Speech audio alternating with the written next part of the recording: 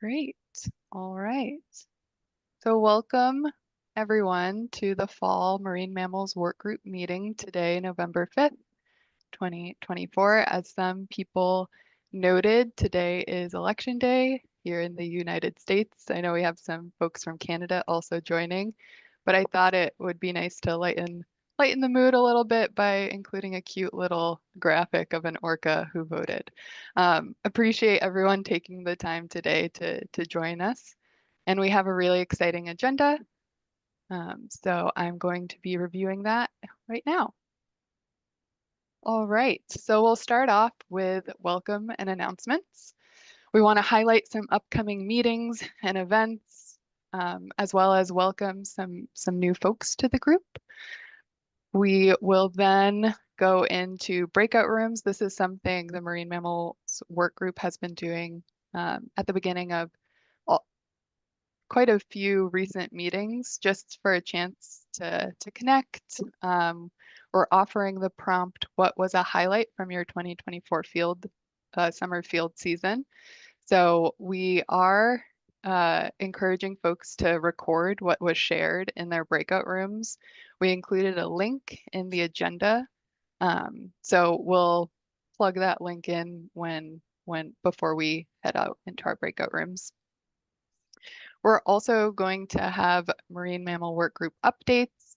About 20 minutes, we'll see just hearing from you all on upcoming projects, current projects, and or funding proposals, things you want to share with this group. So we'll be spending time there, kind of doing like a roundtable sort of update. And then we'll move into lightning presentations. So these are semi-informal 7 to 9 minute presentations. We're hearing from 5 members. So that's broken up into 2 parts. In between part 1 and part 2 of the lightning presentations, we'll be having a discussion around marine mammal synthesis work that's been done previously, and really having a discussion around what are the priorities for 2025.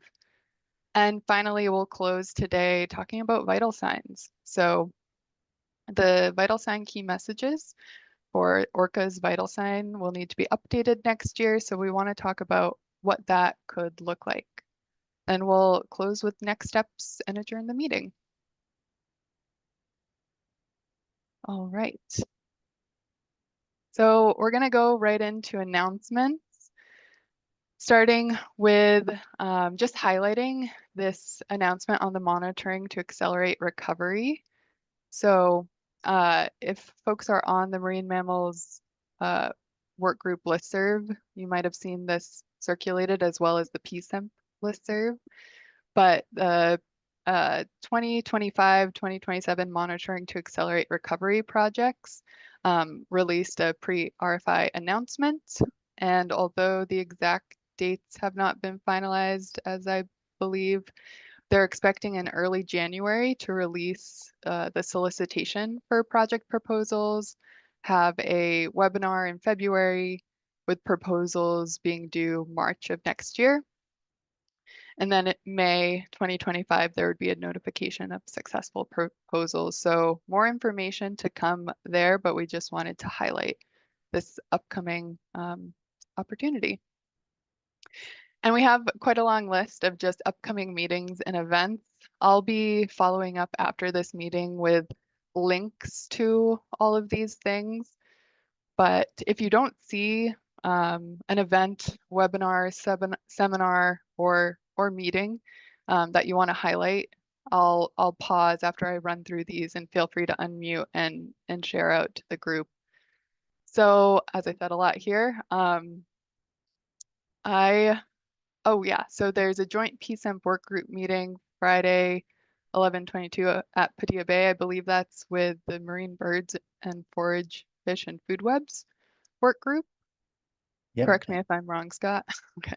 Yeah, and interestingly, the nearshore work group, which will it's a cool venue. If you haven't been there, it'll be an in-person meeting, and yeah, it's an unusual combination, but I think one that should lead to some pretty interesting connections between those work groups and yeah, those parts of the ecosystem. Great. The Society for Marine Mammalogy Conference is happening later this month in Perth, Australia. I know a couple marine mammals work group members are attending that, so would be super interested to hear any reflections when maybe in our winter meeting.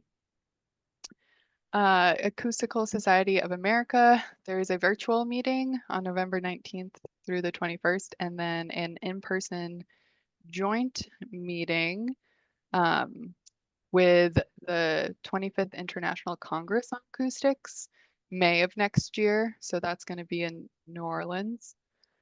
The Marine Mammal Symposium, this will be a bit closer to home, is Saturday, November 30th at the University of British Columbia.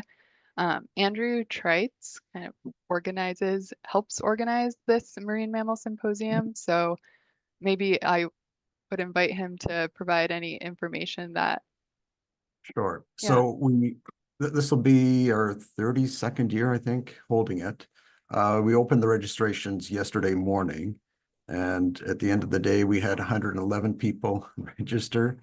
And then I just heard it's filling up fast again this morning. We don't charge. We're sponsored. We receive funding through a few sources, including the Pacific Whale Watch Association. And as a result, we can provide food. UBC doesn't charge anything for the space, so it is no cost. We just ask that people who do register, please show up or cancel because it prevents others from coming.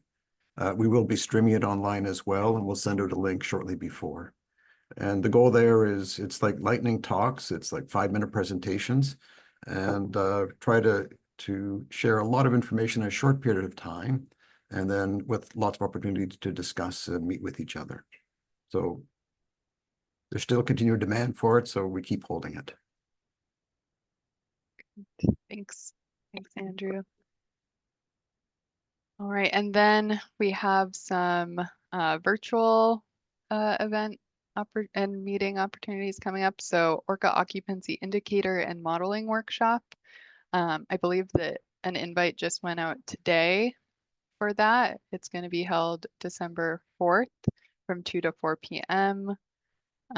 There is also recurring and ongoing series, Coffee with PSEMP. There's a meeting, the next meeting is December 10th, and this is just an informal space for folks to connect and engage in discussion. There's no set agenda for that. And the Salish Sea Science Roundtable is another virtual meeting opportunity that meets on the first Tuesday from 12:30 to 1:30 p.m. That means there's a meeting today following this meeting, and I believe it's on green stormwater infrastructure in the San Francisco Bay Area. So it could be interesting to some folks.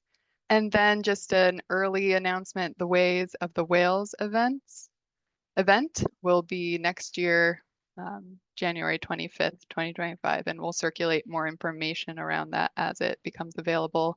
Before I move on to other announcements, Candace, did you want to say anything else about the Orca Occupancy Indicator and Modeling Workshop?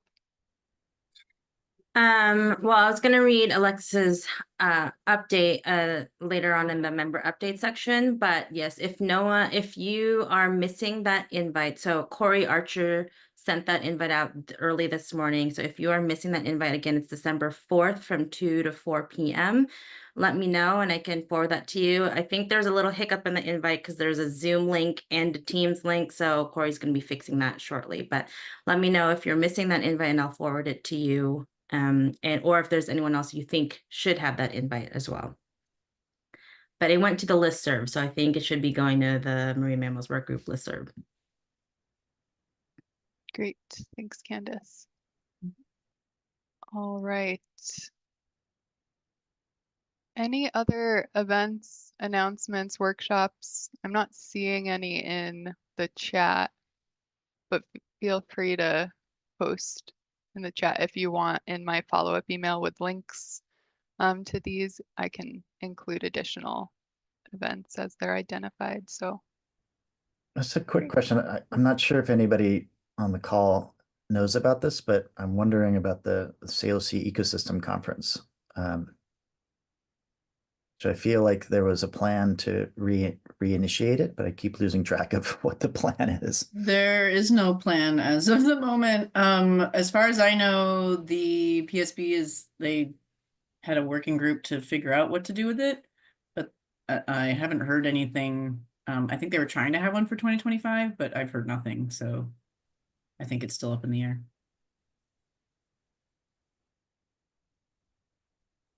Yeah, thanks, Cindy. I'll try to get maybe more of an update officially come winter meeting, I guess. Great. All right. Moving on to some other announcements. We wanted to provide just an update around the PSEMP website. So Hannah will speak to that. We also have a new steering committee liaison member for the Marine Mammals Work Group, Kelly Swindle. So we'll give Kelly a chance to introduce herself. And then this was circulated in the listserv, but the 2023 Marine Waters report was published. We'll just highlight an upcoming opportunity for the next Marine Waters report if folks are interested in participating in that. So to kick us off, I'll hand it to you, Hannah. Thanks. Yeah, I'm Hannah Middlestat. For those I haven't had a chance to meet yet, I'm the PSEMP coordinator. I started back in the spring, and Katrina was in my position, and she's the PSEMP manager now. But yeah, I'm just going to provide a quick update on what's coming for PSEMP website. So we're developing websites for all of the PSEMP work groups, and the goal is to move away from our box system to a more searchable and functional website. And this is something folks have been asking for a long time, and progress has been slow but steady. So our overall process has been to work with an Esri contractor to build out 2 work group websites and a central PSEMP site, and then use these as a template to build out the remaining work group websites in-house. So right now we're working on the marine birds and salmonids work group websites first to work out the kinks and then use these as a template. The marine birds website should be ready to go live in a couple of weeks, and then the salmonids work group website should follow shortly after that. And then we'll likely start being able to roll out the rest of the work group websites early in the new year.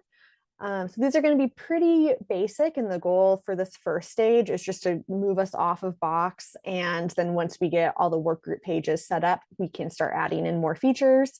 I can provide a quick preview of the Marine Birds website if you'd like. This is almost a final product. They're just adding a few finishing touches, but it'll give you an idea of what to expect and hopefully get you excited. Great, you should be able to share. Thanks. Okay, hopefully folks can see that. But yeah, so this is just the general look of what the work group websites will be. So it has priorities from the work group work plans, and then any featured documents that you'd like to share, and links to work plans, and then a calendar with the events that are specific to what will be the marine mammals page, and then links to past events, and then profiles on your coordinators and chairs. And then any other special features like Marine Birds has a link to their Salish Sea Marine and Shorebird Monitoring Directory. So just a quick taste of what's to come. And yeah, looking forward to sharing more with you soon, hopefully. Thanks, Hannah. Very exciting. All right. And if folks have questions, feel free to use the chat to ask anything about the website, but we'll keep moving through the announcements here. Yeah, we're excited to introduce Kelly Swindle. She is the new steering committee liaison for our work group. So Kelly, I wanted to just hand it over to you to introduce yourself to the group. And if anyone else, if this is your first Marine Mammals Work Group meeting, I would also invite you to unmute and introduce yourself. Go ahead, Kelly. Thank you. Hi, everyone. Kelly Swindle. I'm a marine scientist with Stantec Consulting, and I'm very new to the PSEMP steering committee. So I actually have been to one meeting so far, but did volunteer to liaison between the Marine Mammals Work Group and the steering committee. So I'm very excited to have this opportunity and utilize my marine mammal background. Nice to meet everyone. Thanks, Kelly. I just wanted, oh, go ahead, Gonzalo. Hi, everybody. My name is Gonzalo Banda-Cruz. I'm a program manager at Quiet Sound. I have the pleasure with interacting with some of you already on other forums and a lot of new faces. I'm in charge of all the bucket of projects that have to do in Quiet Sound with the southern resident killer whales detections and alerts to mariners. Thank you. Gonzalo. All right. Not seeing any other hands or folks unmuting. I can introduce myself. Hi, I'm Jessica Fair with the Whale Museum. I'm the research director here, and we operate several programs out of the Whale Museum, including Soundwatch. We have the Sightings Network. We maintain the Lime Kiln Hydrophone with, in collaboration with SMRU. And we also run the San Juan County Marine Mammal Stranding Network. So this is my Ranky Robertson just gave me the link to this meeting. So I'm joining kind of unprepared, but excited to be a part of this group and look forward to working with all of you. Thanks, Jessica. And yeah, Alex, I would invite you to introduce yourself as this is your first meeting. Sweet. Thank you so much. Yeah, hi everyone. My name is Alex Mitchell. I'm from, Oceanwise up in Vancouver, BC. I've been wanting to join a PSEMP meeting for a while, so thank you so much for passing on the invitation. I think it was like late last year, actually, so it's been a long time coming for me to join one of these. I work on the Whale Report alert system that Oceanwise run. So I've been working very closely with Quiet Sound, as well as linking up with Scott Beard and other people on the call as well to help kind of push our work forwards and alerting mariners to where the southern resident killer whales and other whales are in both Puget Sound and BC, and hopefully further afield as well. So just joining to hear what's going on. Very interested, and thank you very much for having me along. Cheers. Thanks, Alex. All right, we did create buffer in our agenda, so we're feeling good on time. Anyone else new who wants to just introduce themselves to the group? Yeah, cool. I don't know if it's so, I'm Jen Manis. I'm the new marine species lead for WDFW, which covers marine mammals, sea turtles, and seabirds. So I'm excited to be a part of this group. Great. All right. All right, we'll get to our final announcement here. So it was also circulated on the Marine Mammals Workgroup listserv, but the 2023 Marine Waters Report has been published. Just congrats and thanks to everyone who contributed to that. I might invite Scott to note anything, since I think you're pretty involved in that report development, but just to flag here, if people are interested in contributing to the 2024 overview, there's going to be an opportunity to submit a topic or description when the call for the 2024 Marine Waters Overview Workshop goes out. Or maybe that should be 2023. Sorry, my notes. All right, I'm going to hand it off to you, Scott. Yeah, just two quick thoughts. Yeah, I think we can revisit the Marine Waters Report process this winter. For me, it's a wonderful tradition of trying to look back to the previous year, but it often lags by 6 to 9 months, and so it's by the time it comes out, it's often hard to remember and contextualize.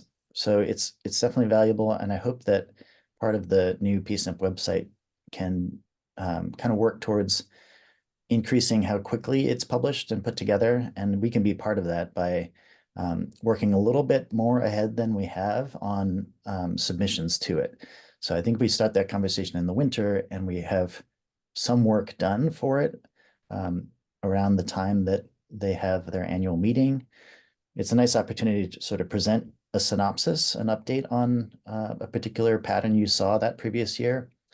But it is presented verbally in the spring and then not really published until about now, like November, December. So it's a great tradition that's gone on for a couple of decades in various forms in mostly printed product, but I think it's ripe for sort of digital innovation.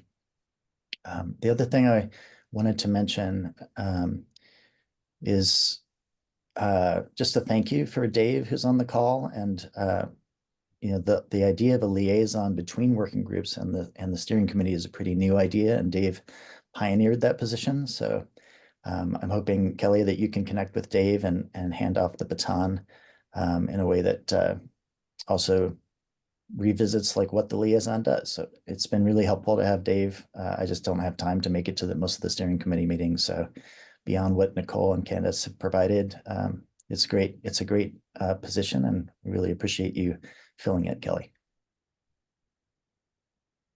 Great. And I see Jeff, you have your hand up.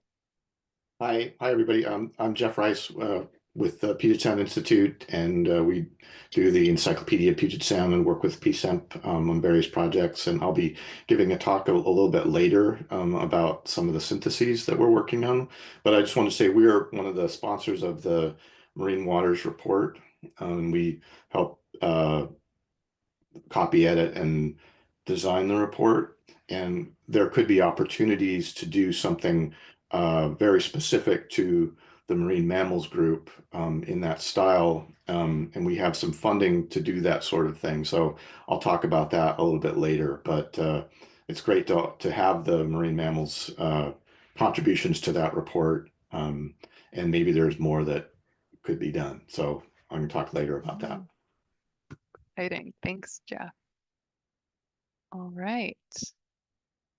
Well, we'll move right into our breakout room. So this again is really just an opportunity for you to have some small group connection and discussion around what's a highlight from your 2024 summer field season. We'll drop a link to the doc where you can record your highlights, since there has been reflection of there's a lot of great updates that are shared out, and it would be great to be able to see what you all have been talking about. So Candace just put a Google Doc link that you'll be able to navigate to and populate with what you report out in your small groups. But Candace is gonna create the breakout rooms. You'll be moved to those in a moment. We'll give you about 5 to 6 minutes to just really, again, have a chance to connect and discuss what you've been working on. Right. We'll see you back here in a moment.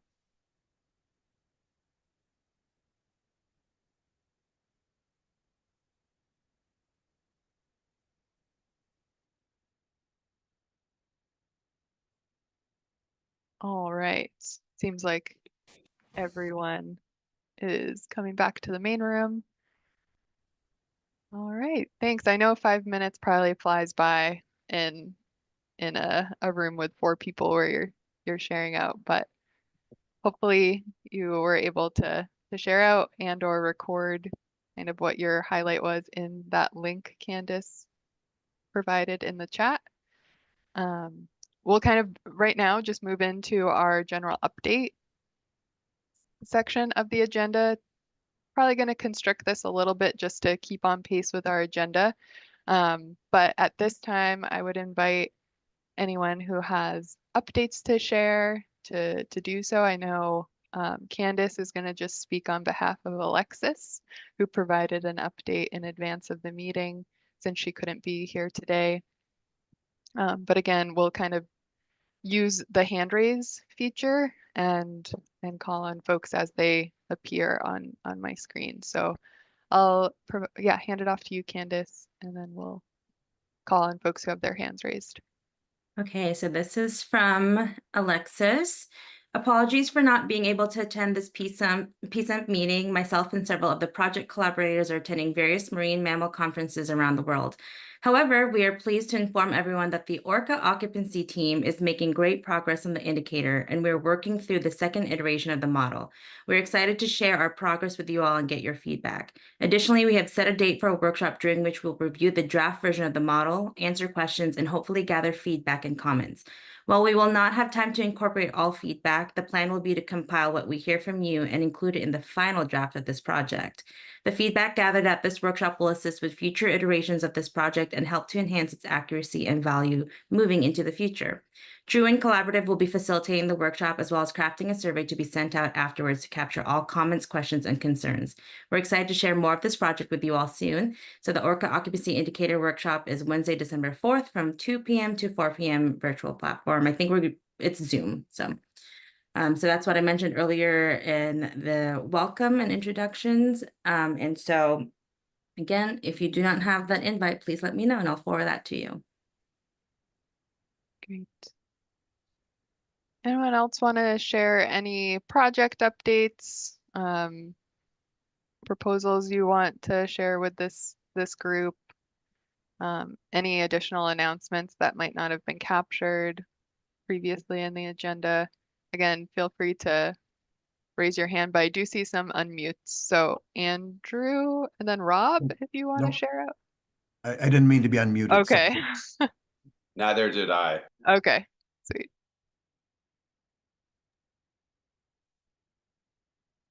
Any updates folks want to share? Or, I mean, alternatively, we could just get right to our lightning. Oh, Francis? Yeah, I can just share a brief update. It's not directly marine mammal related, but it might be of interest to some folks in this group. This summer season, we've been flying comprehensive aerial surveys of the San Juans to assess not marine mammals, but to assess vessel presence and density using line transect methodology.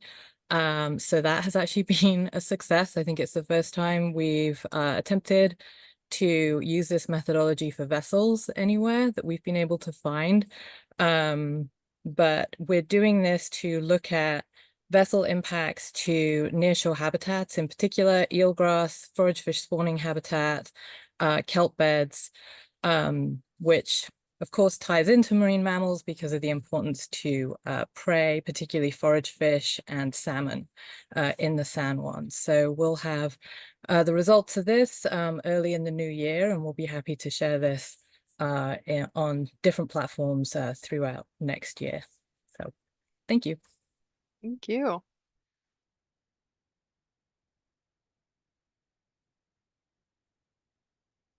Any other updates folks want to share? Or that even if any highlight reflections?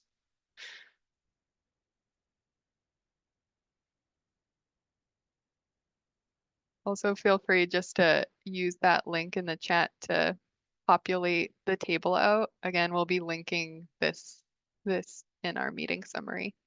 So if there is anything you want to highlight, you can do it in that link. All righty then. Oh, before I move on, Scott. Snuck the hand in it just in I can't resist giving a little early update about a project I'm working on currently this fall with colleagues at the University of Washington. There's a relatively new acoustic technique called distributed acoustic sensing, aka DAS, which uses fiber optic cables as hydrophones. And the UW received some funding, a 2-year project to test whether fiber optic cables in Puget Sound could be used to not only detect baleen whale signals, which has been proven in a couple of other parts of the ocean, but killer whale signals. And so JPOD and now LPOD have done a really nice job of swimming over a cable that goes from the south end of Whidbey Island down to Elliott Bay in downtown Seattle.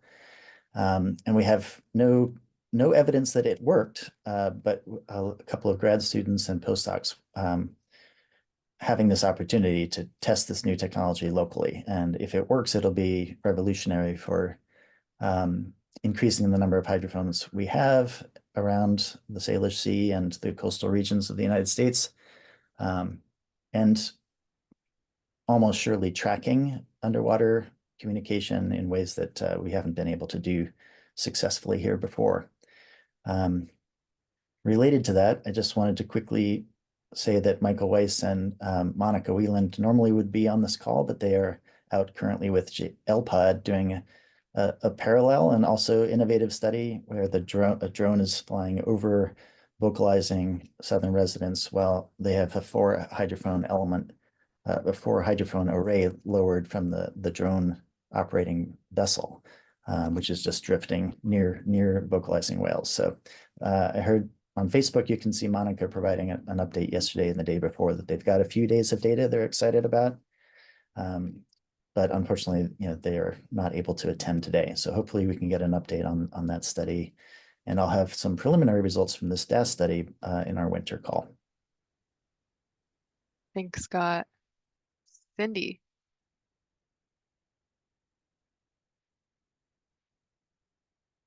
I don't hear you, Yes, Cindy. it wouldn't let me unmute. My computer's being really weird, and I also couldn't find where the hand raise was because I was forgetting. I just want to spend like 1 minute just promoting porpoises because that's what I do. But we are working on a paper right now documenting that we've been doing it for 10 years now. We have site fidelity for harbor porpoises. Sorry, my dog. We have site fidelity of harbor porpoises of up to 8 years, including calves that return to the area while their moms are still in the area.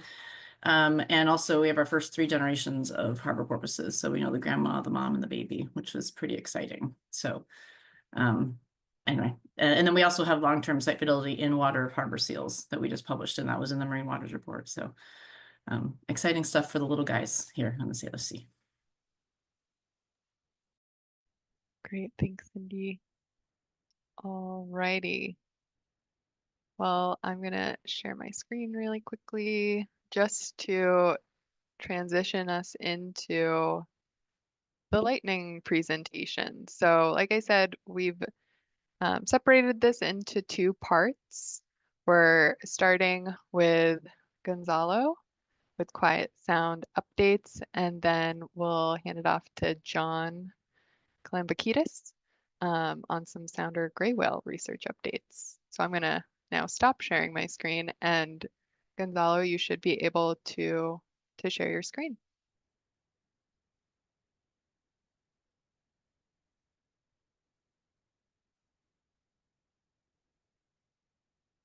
Great, we see it.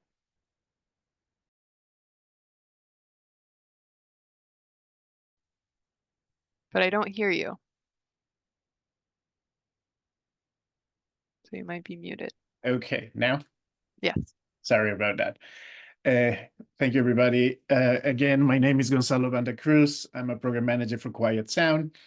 It's a pleasure to talk to you a little bit about the quick updates that I would like to give you about what we've been up to.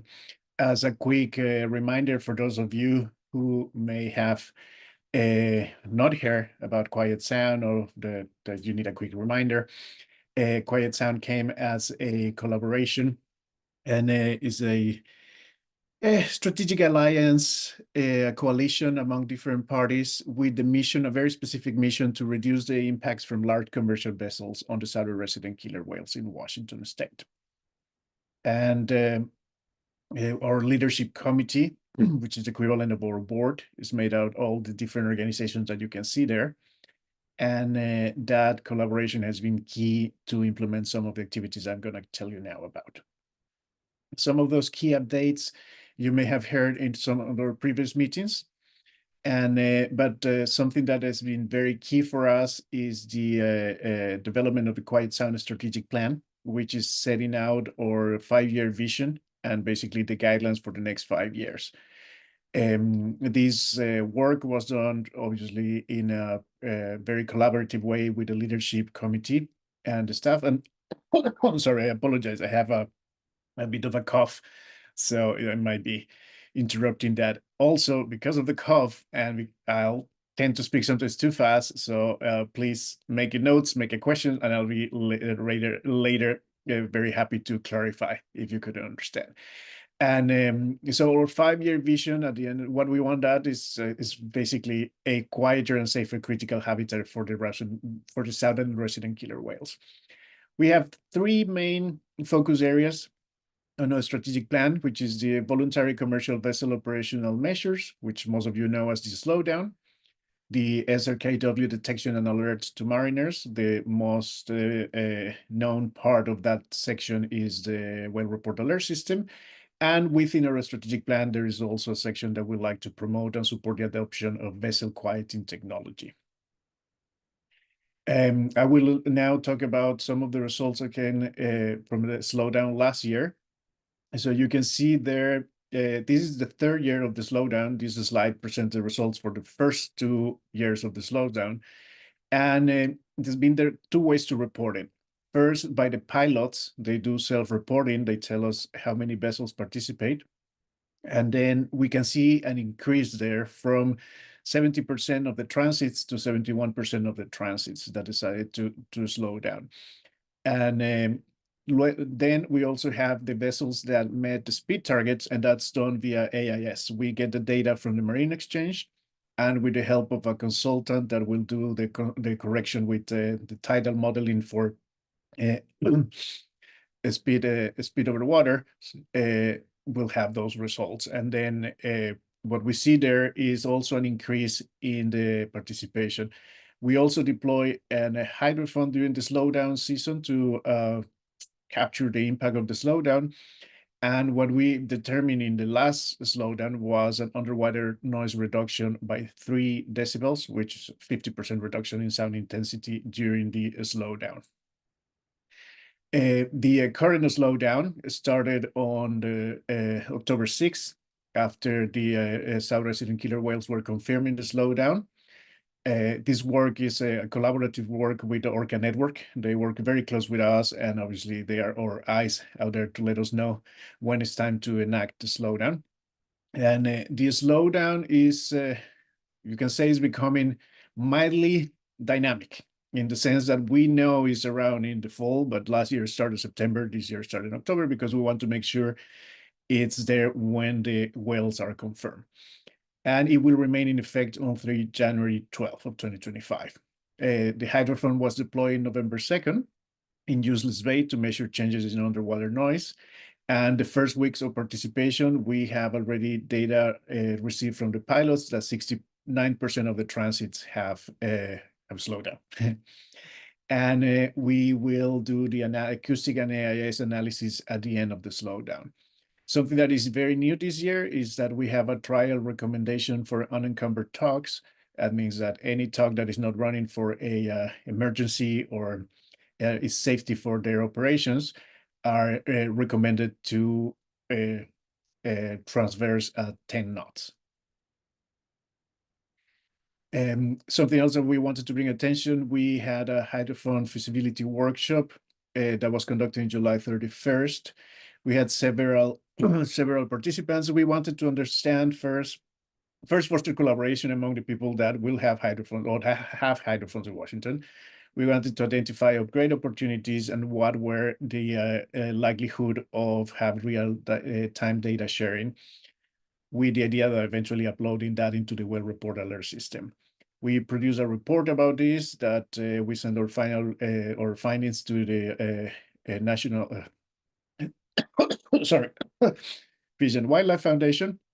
And also part of this work came into a sub-grant that went to Orca Conservancy to help us to support Orca Sound Network as part of the maintenance needs that we identify in the workshop. Some of the things that came out very specifically, there are many things that came out of this workshop and the report, but one of them for us as at this moment in time, having the available hydrophones connected to RAS was not feasible yet, but that's something that we're hoping will happen in the near future. And speaking of RAS, in here we had some of the updates with the integration of the sightings from Orca Network into the Washington into the whale report alert system. Right now, they become pivotal. Orca network sightings account for 70% of all the detections that are coming from Washington state waters into the well report alert system. Obviously, we decided, given that enormous impact they have, we are putting funding there to keep expanding observer efforts and that collecting that high quality data. The United States Coast Guard, through the Cetacean Desk, decided also to provide additional funding to sustain Orca network capacity so that they can keep feeding those detections into the well report alert system.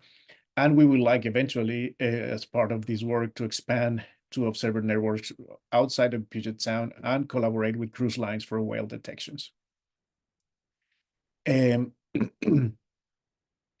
Something else that is within all of this project, by the way, are tied to our strategic plan. So something else that I wanted to point up here is that we are starting a pilot with thermal imaging. It's been on the works for a while until I arrived. I've been 3 months on the job, so I'm starting to, but it's been on the works for a little bit before that. And it's part of a pilot project. There has been a lot of experience about this in British Columbia with our partners from OceanWise. And we are trying to integrate those experience and the same technology or similar technology so that we can cover the gaps that we have currently for whale detections that are at night. Currently, we do not have any whale detections that can be implemented into GRED. And then with the idea that all this data will become open.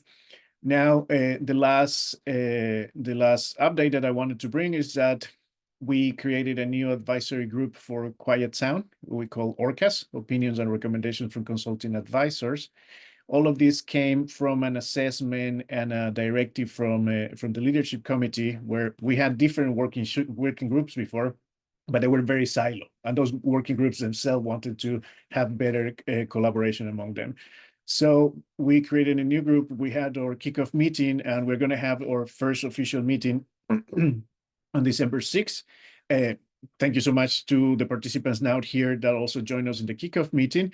But basically what we, and what the ORCAS is to do here is we want expert consultation, the people engaged proactively in the projects that they consider they can be of most value to them. And for that, we have different tools for that engagement. One of them are our project charters that are we including now for all our projects in Quiet Sound. And whoever wants to join, please let me know, and be known that all your contributions will be publicly acknowledged. And with that, that's my update. Thanks, Gonzalo. And so sorry you have a sore throat, but that's great. I see some hands raised. Our plan is to pause after the next lightning talk for the collective questions. So feel free to post in the chat. I'm sure Gonzalo can answer as we're going along, but we will pause for questions following John's presentation for both. Okay, great. Sharing your screen, and we'll hand it off to you, John. Great, thanks a lot. And I'll probably just go very quickly through some slides just to let you know things that have either come out in the last year or things that are going on focused around gray whales, and in particular the sounders, and point out we have a number of partners in this. That includes a number of people like Cascadia, some people I'll be mentioning that are graduate students doing work with us, as well as John Durbin and Holly Firmbaugh working on some of the body condition work. Just as a quick reminder, we categorize gray whales in at least 4 different, groups. The overall Eastern North Pacific group that migrates past, the sounders, which is this group that feeds in spring in northern Puget Sound and breaks off from that migration for a period of time. We also have the Pacific Coast feeding group. These are animals that spend spring through fall feeding in the Pacific Northwest and largely don't appear to migrate to those northern feeding grounds. And Western gray whales that primarily feed in the Western North Pacific, but many of which come to the Eastern North Pacific and migrate past Washington and our waters. And I'll be focusing on the sounders, but mentioning some updates that relate to these other groups as well. We are on the tail end of a 5-year unusual mortality event that went from 2019 to 2023 that saw a dramatic uptick in gray whale mortality in 2019. And then you can see those numbers steadily declined.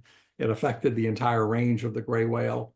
And so that included lots of strandings in Washington state. Some of the things I'm going to mention related to the sounders were impacted by that.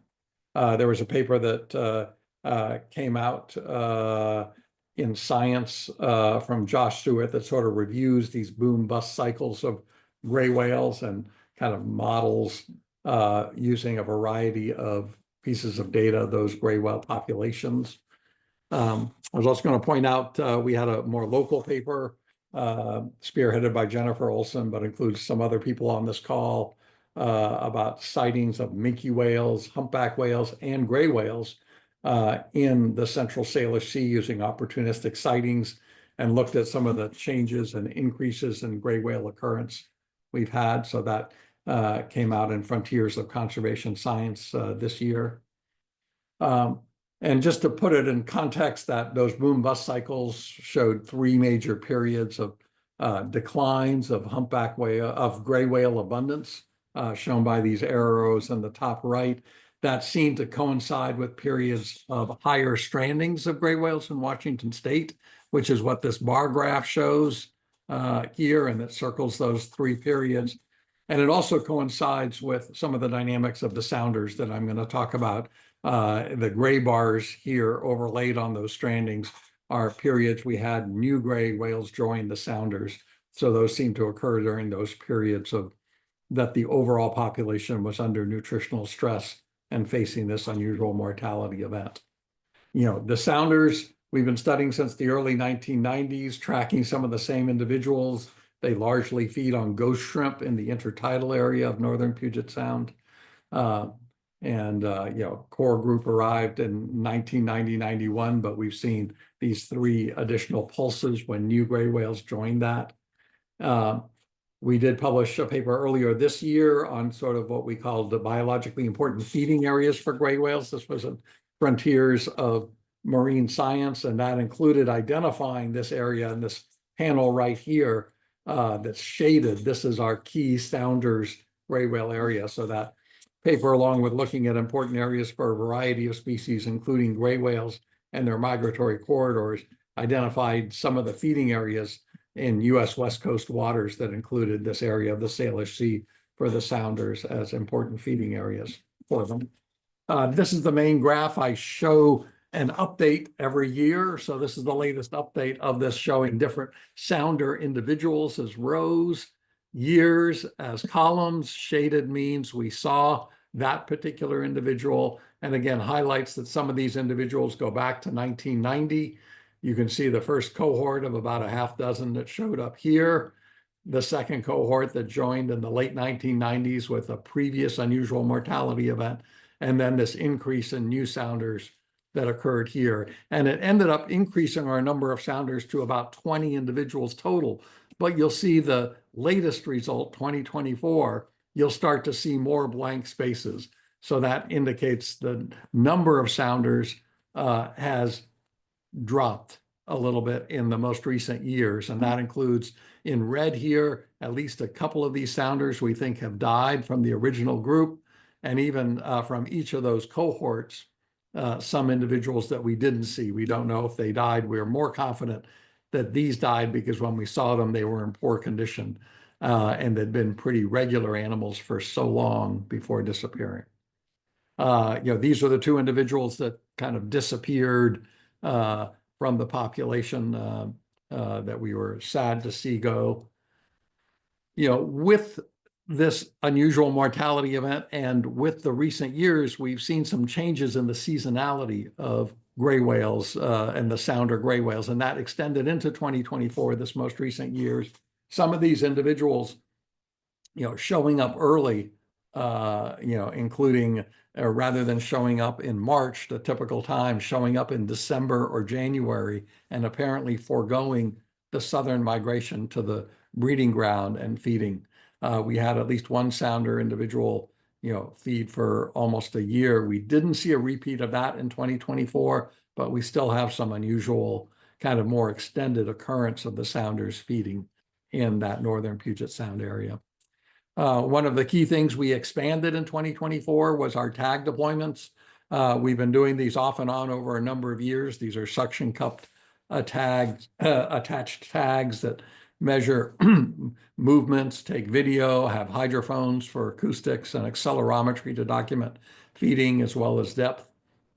And a record year for us in 2024, we had 17 tag deployments we did in 2024. And for the first time in 2 different time periods, allowing us to actually redeploy tags on 3 different individuals at different times as their body condition changed as they fed in that area. This is one of those tags being dropped from a drone. This is done in collaboration with Ocean Alliance. It made us more efficient in deploying tags and also more able to target specific individuals, which is why it was effective in redeploying tags on some of these animals.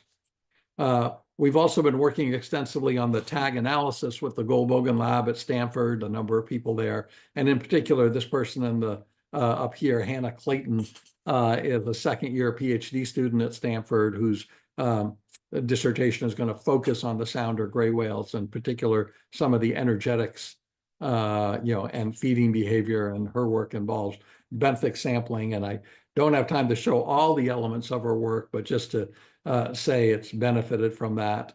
Some of the things we're now doing is linking some of the body condition, data on these whales. This little video showed, dropping the tag on this particular individual, and it was a little bit better body condition. It first showed up, and we tagged it 21 days after it had shown up. We've also been able to get tags on now multiple animals in a group. This is 3 different gray whales together, and it's subtle, but all 3 of them have suction cup tags on them that we've deployed, and this will let us look at some of the interplay and socialization of animals, vocalizations, and even get at some questions of how the vocalizations show up on the accelerometer of the tag by having these on these 3 closely associated individuals. This is just some quick slides I'm going to show of the work that Hannah's doing. She's actually sampling some of these feeding pits of gray whales that are exposed at low tide, and she can look at things like the degree of prey removed from these feeding pits and survey the beaches for them and look at ghost shrimp density. This is some of the work she's been doing, summarizing how some of these gray whales feed and assembling some of the tag data. In this case, some of the multiple dive data, shallow dives down by one of these individuals and how it feeds and rolls 90 degrees on its side in this very stereotypical way to feed. She's been looking at things at like different prey densities in different areas these gray whales feed, and how both ghost shrimp size and energetics change at these different sites and through the season. Another project Amanda Ruida is doing, a graduate student at Evergreen State College. She's looking at aerial surveys that are being regularly done to document these feeding pits. And here she's taken 2 different periods in 2024, and in red, it shows areas of high densities of fresh recent feeding pits, and in yellow, lower density areas, comparing how that changes through the season and the different areas the gray whales were exploiting as the season progressed. Analyzing some data that we've gathered for a number of years, but had not had a chance to analyze in that. Okay, that's my quick breeze through, all of those. I just came back to my title slide. And I wish I could cover some of the other components, but those are the main things we're up to, an update on the Salish Sea sounders. Oh, thanks so much, John and Gonzalo. So at this time, we're going to pause for questions. And I saw some folks had questions for Gonzalo have been answered in the chat, but you can raise your hand or unmute to pose questions and also use the chat if needed. I'll pause here. I saw Frankie linked to the paper that you mentioned, John. Right. So that's in the chat.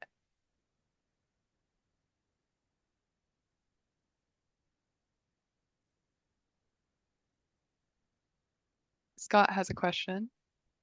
I can read it unless you want to unmute, Scott. Sure, I'll unmute. Thank you, John and Gonzalo, both. John, I would love to hear if you have any initial insights from Hannah's work, any more acoustic patterns that are emerging.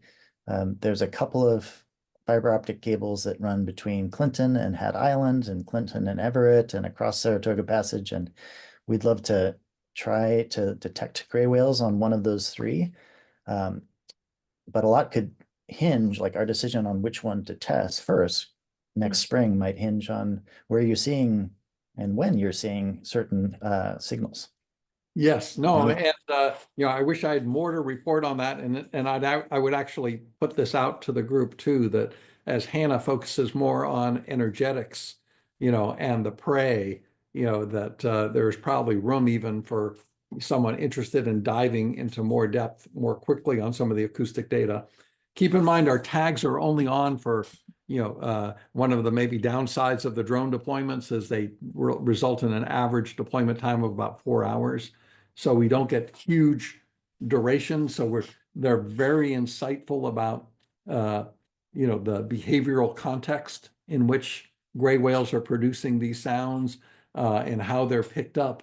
But they're probably not the best measure of, kind of the overall distribution, and locations they vocalize. You probably are familiar that the Orca Academy has a hydrophone there, that I don't know how well it might pick up those. I know Hannah was consulting with them and you were up on that. That would probably be a better way to look at the seasonality of kind of call production in that area. But any of the stuff on our tags, of course, we can share with you. They'll primarily be from those 2 time periods, which were mid-April and kind of early May, were the 2 time periods in 2024 we covered with our acoustic tags.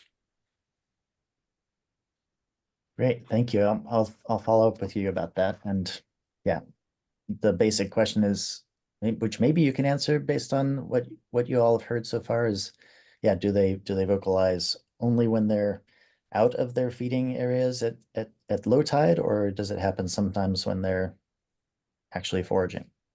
Yeah, it seems to mostly be before and after foraging, from the work Hannah's done so far, and not so much during foraging, especially during those periods when they forage, they often are solitary, and then they kind of come into those more social groups, in between those foraging periods, more around high tide.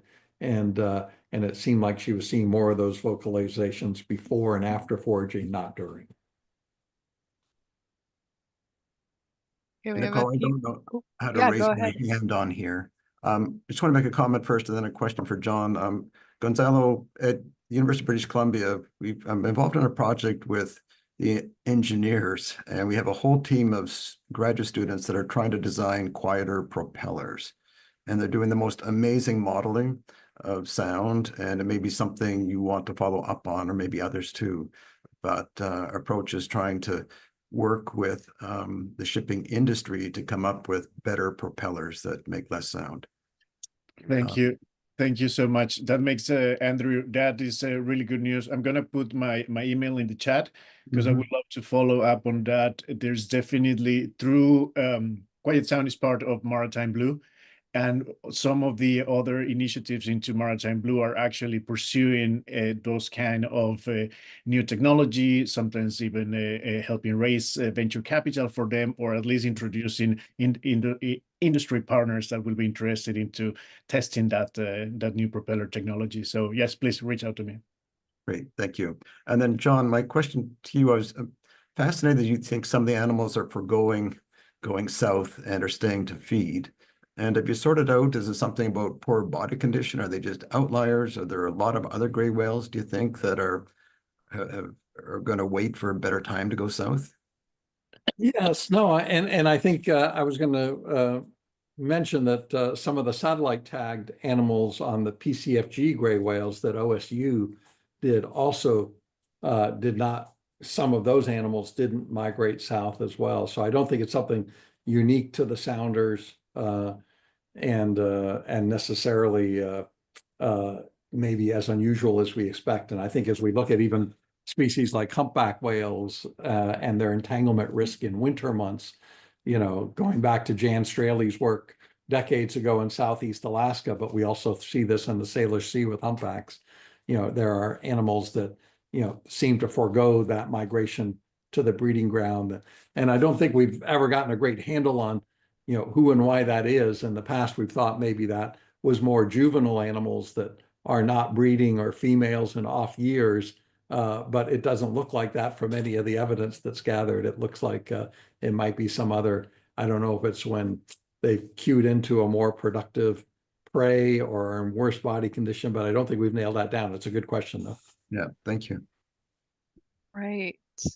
So we do want to take a 5-minute break. If you have any more questions for presenters, feel free to put them in the chat, and then we'll also have a Q&A after the next lightning presentation round. So if there are burning questions you haven't been able to ask, we could potentially bring them back. So we're going to take a break. We'll return at 11:16, just in the same Zoom. So folks can turn off their mics, video, and then we'll return here in just a few minutes for the discussion on synthesis overview. Thanks all.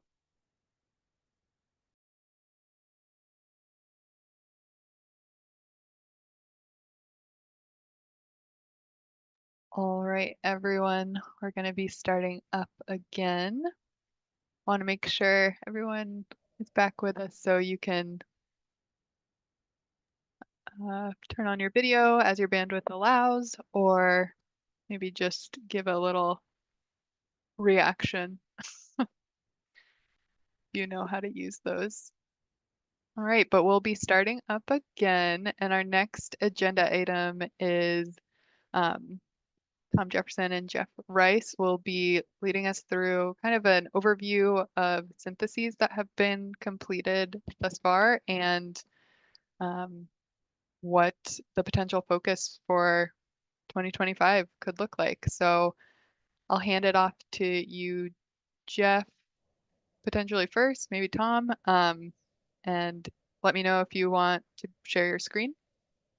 Okay, thanks. Thanks, everybody. And I should also say that Scott Veirs plays an important part in all of this as well. He was really the person that organized this in the first place. And I just sent a Google Doc link to the work that's been done so far in this area, and that was created by Scott.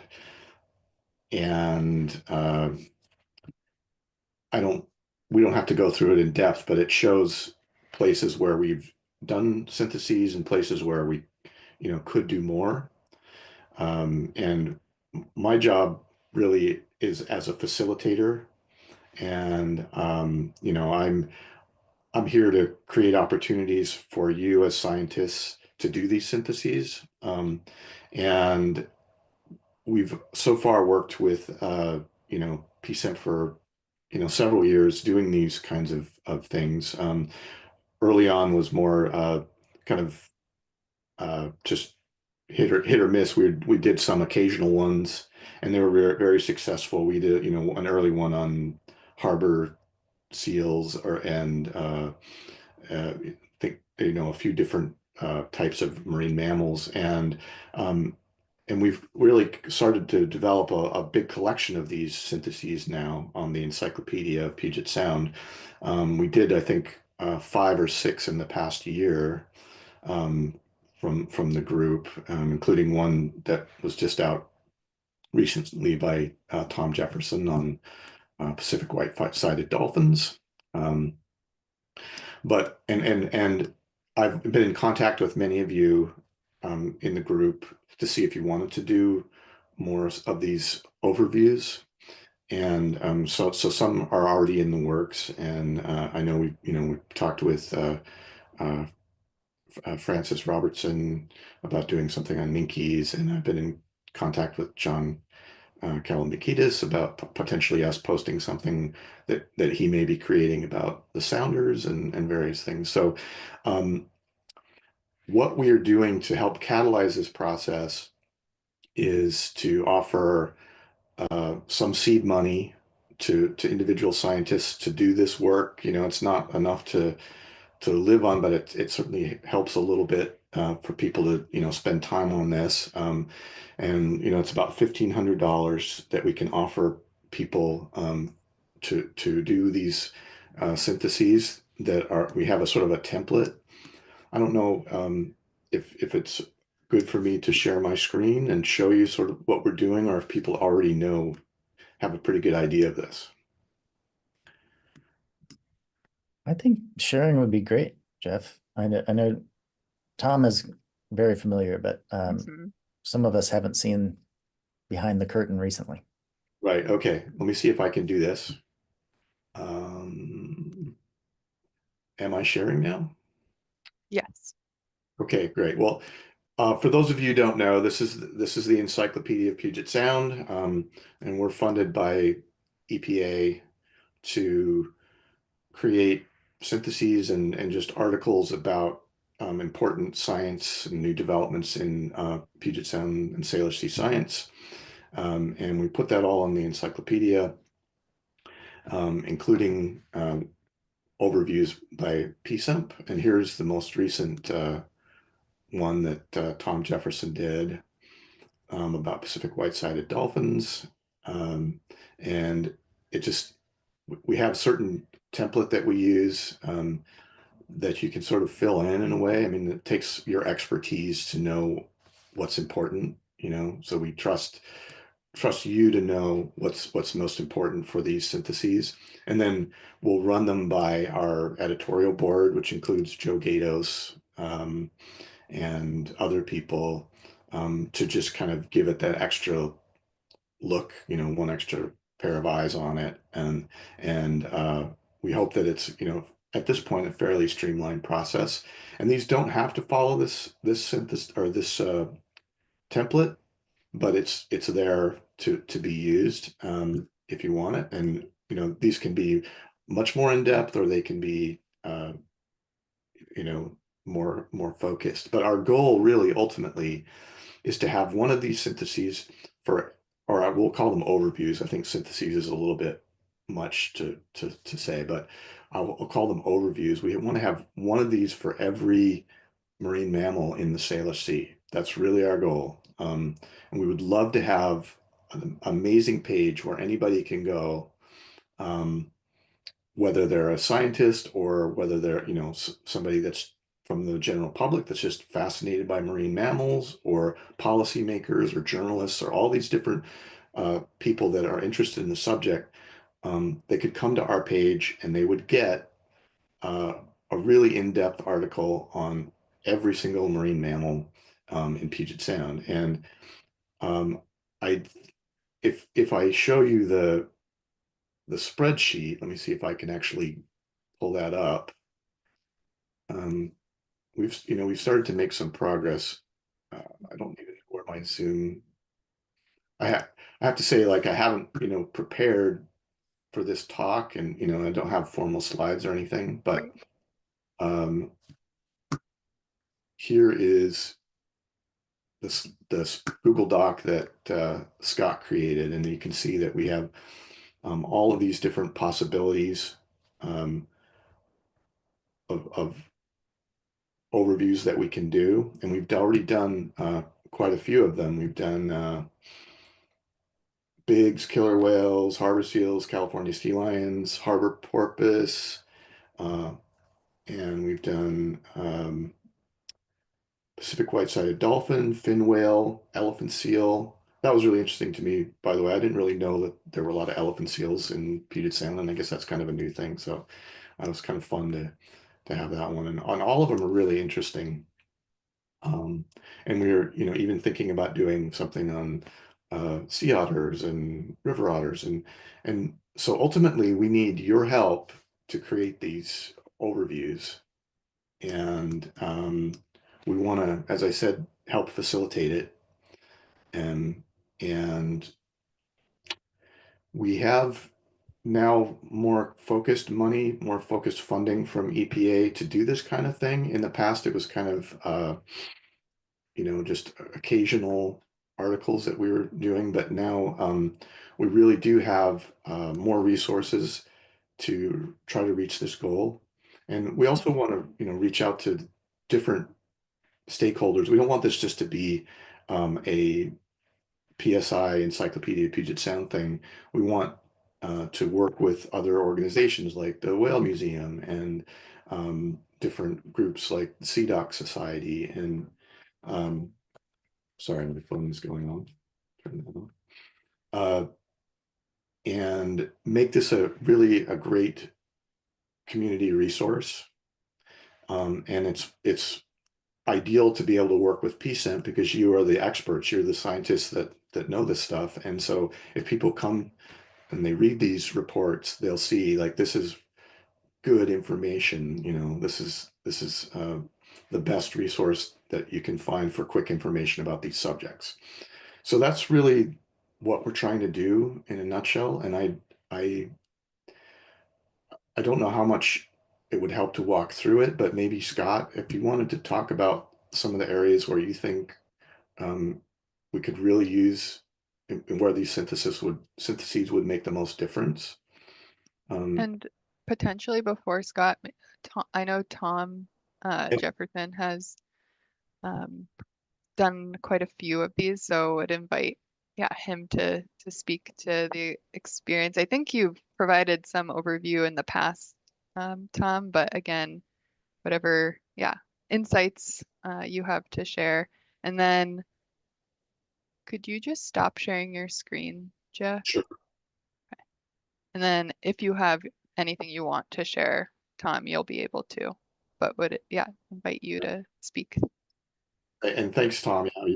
Tom's really contributed a lot, done a ton of these that are really great.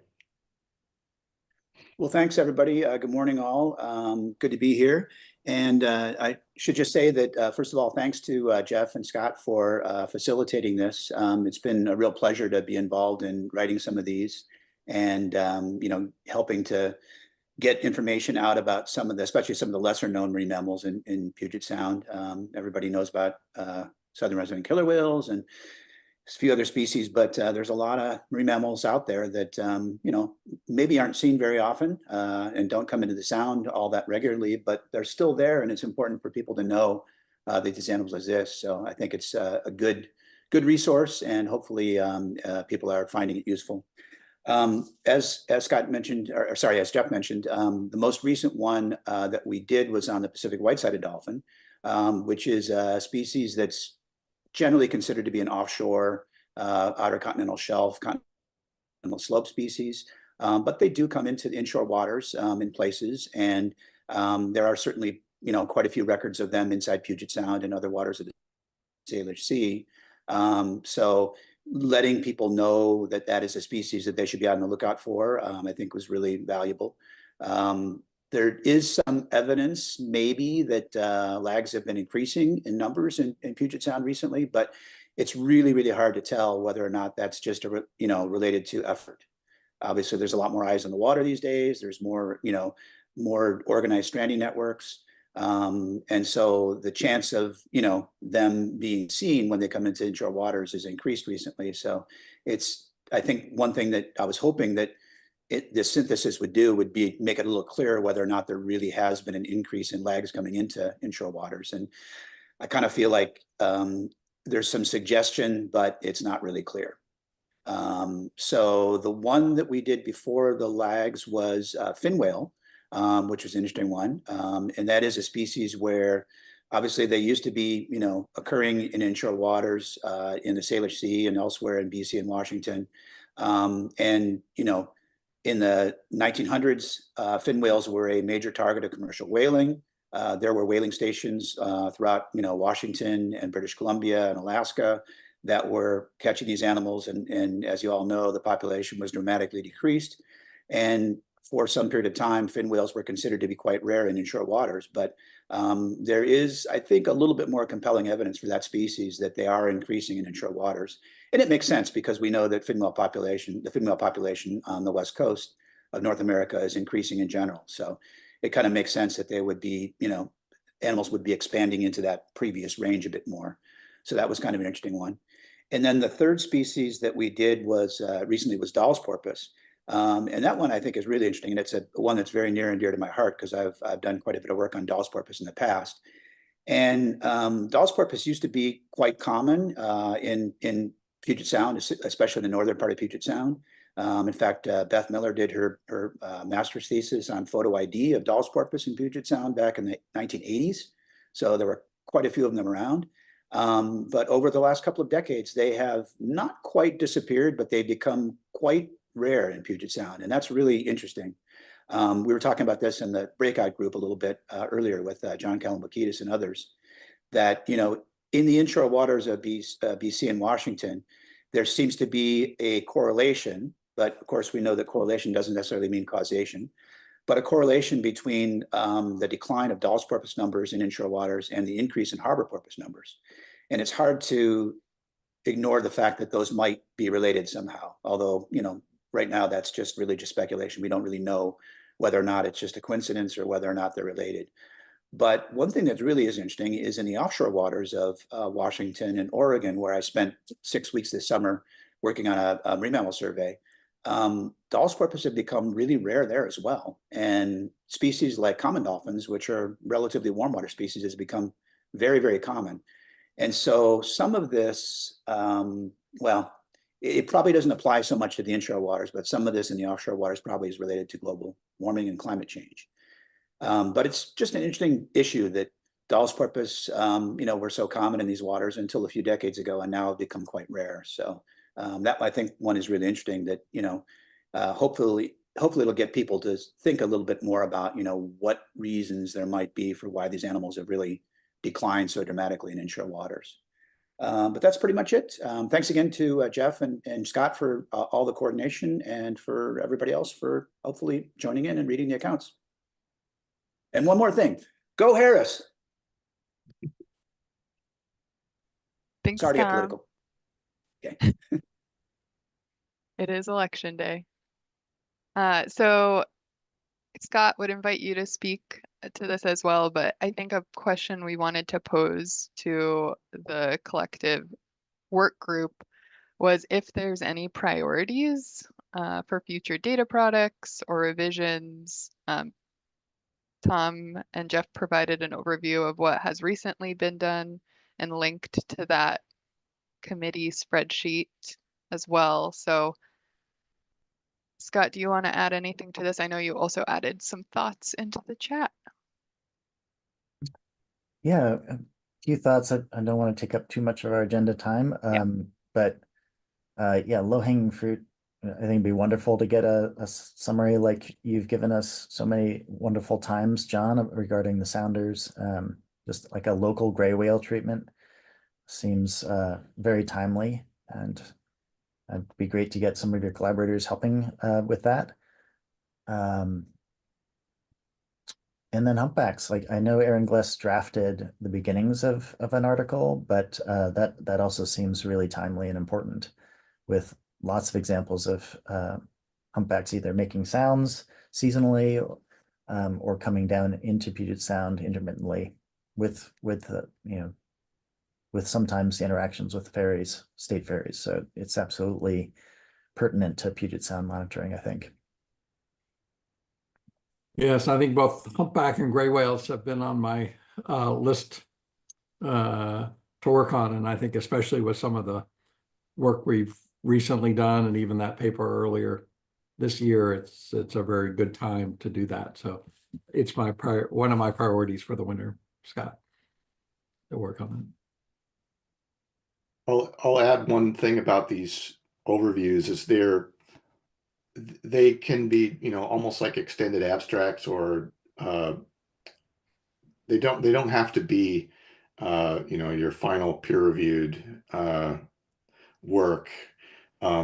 These are meant to be a resource for, you know, the public, the educated public, and as I've, you know, when we first started this project, we really were supposed to just work with, you know, practitioners and scientists, and that was going to be our audience, policymakers, and so forth.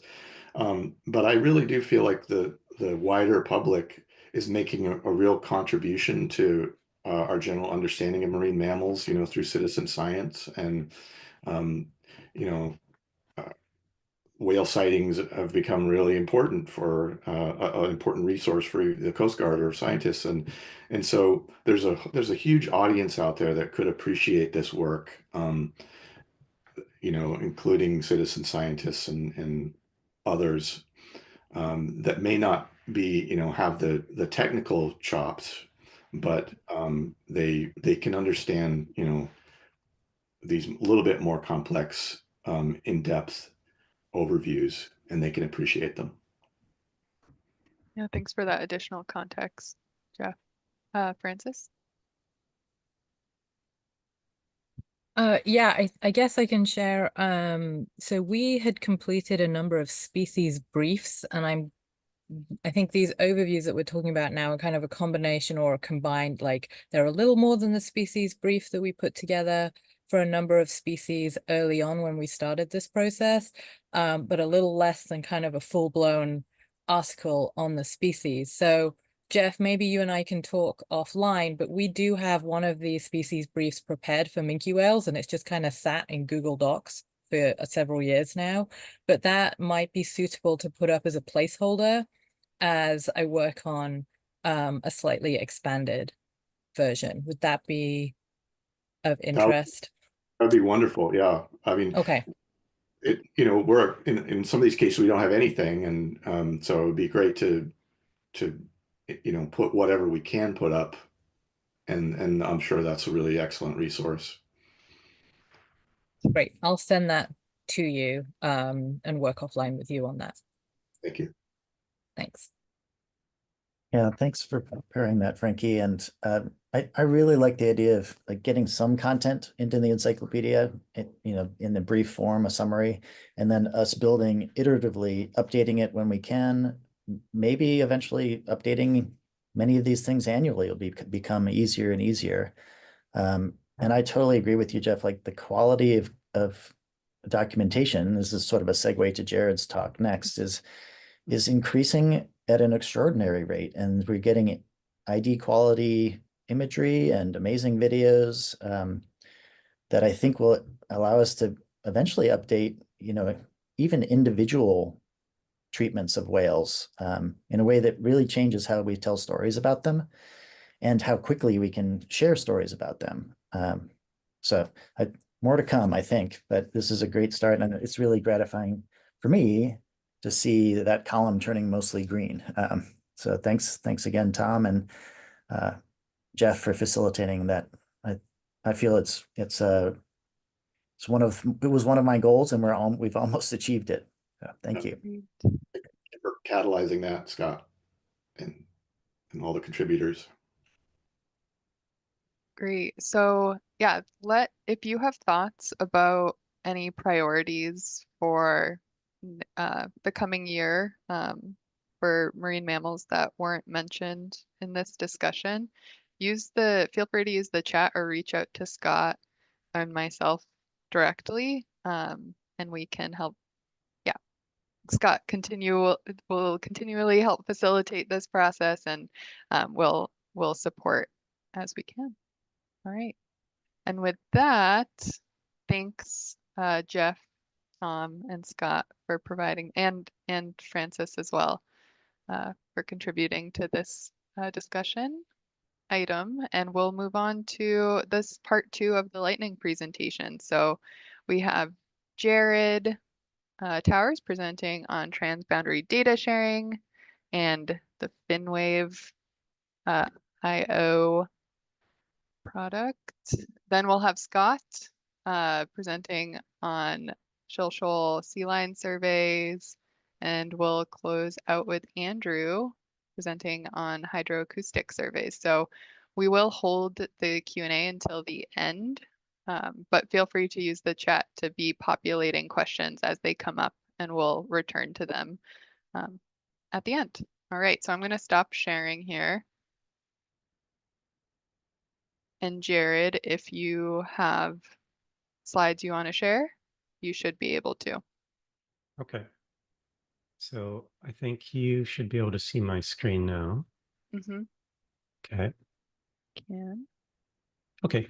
Looks good. Well, good. Okay. Well, it's good to be here today and see you all and chat with you all and have the opportunity to present this. This is something that I've been working on with a colleague, Alex Barnhill, PhD student at Friedrich Alexander University in Germany.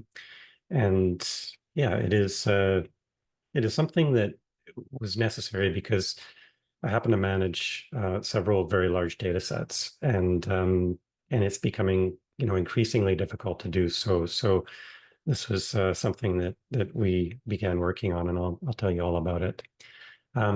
A bit of a background: photo identification, of course, has come a long way from the days of film, and dorsal fins to eye patches and digital. And now there's a regime shift into incorporating algorithms and artificial intelligence into the process. For big killer whales in particular, this is kind of just an overview of data over the last 50 years or so since this population has been photo identified in the field every year. And you can see that we're just getting more and more individuals, more and more encounters every year. And the number of data contributors has relatively stayed similar over the last few years, up until recently when we've had a big bump in it. But yeah, there's a lot of data to keep track of, tens of thousands of images per year, each which individually get frame by framed for animal ID. So we had a algorithm we built an algorithm to help with this process, just to test out how well it would work, as published in scientific reports in 2021.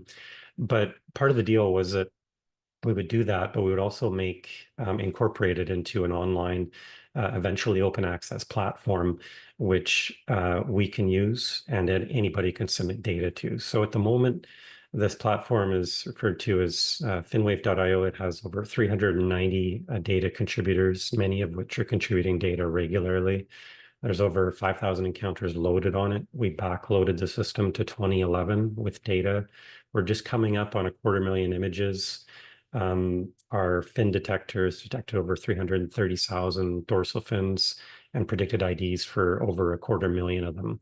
A curious number of 666 unique individuals on the platform, which will change, when there's a new individual born.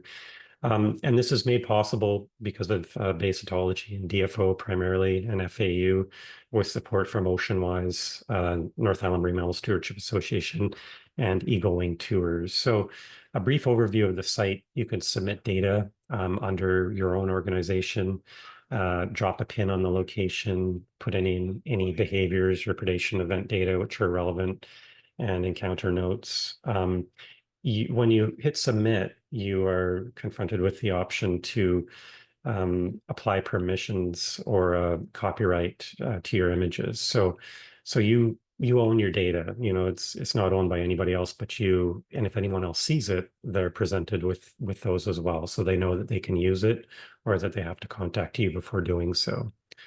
When you look at encounters, most people submit their data as publicly accessible or public with attribution. There are people submitting data privately, so only they and other people in their organization can see it. But this is just what the encounter page looks like. Anybody on the platform can search all encounters or all data or just their organization's data by behavior, individuals, photographers, locations, a date range, anything really.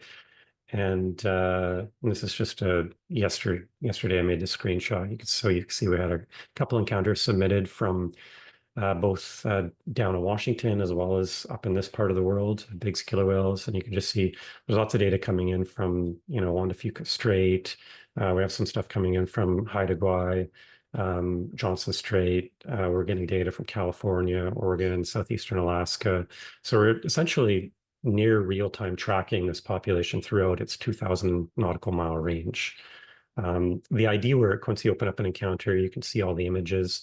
So my team is on Finwave all day, every day, dealing with the encounters that come in. This is a screenshot of, even a bad photo taken from shore. The model's accurately predicting the individual. And again, from a different angle, you can see the fin looks quite different. Again, it's taking some fairly generic animals and accurately predicting IDs. Here's a case of accurate predictions of one individual that's quite obvious, and another one that's not in the background, but it's still getting it right, which is pretty impressive. We also have cases where the model is totally wrong. In this case, a very generic individual, T86A1 on the left, that's correct. It's calf.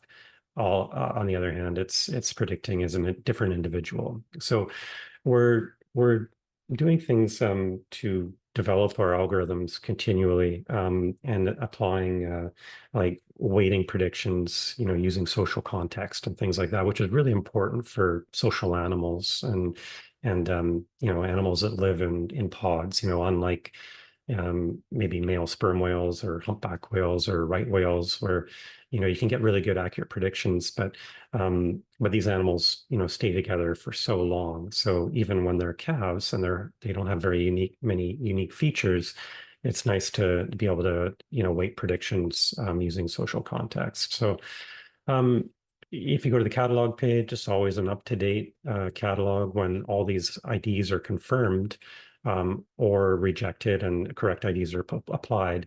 It all automatically gets put into the system, and then it goes into individuals' profiles. You can search the catalog by left or right, or good photos or whatever you like. Southern residents are up on Finwave now. We've got I think 7 populations up and onboarding and more waiting in line. And not only killer whales, we've got Broody whales and a variety of other species. Individual profile pages, just like this, you can see the sightings breakdown by year, relationship co-occurrences, best left and right side image, and then you can just scroll through all the encounters and click on them and get a range map of every individual throughout their range. So upcoming features, we are creating a mobile version of Finwave within the next 2 years. You can already view it on your phone or your iPad, and it works pretty well, but you just can't upload data on it. You can use light mode or dark mode. You can also export data. The whole point of this is so that these data become more openly accessible, very much like eBird, except it's under the premise of no pics, no proof. You need a photo to prove who you saw. But just like eBird, making distribution maps, exporting whatever data that anybody wants to export, at least for the Biggs killer whale page, all other population managers have the ability to manage their population however they want.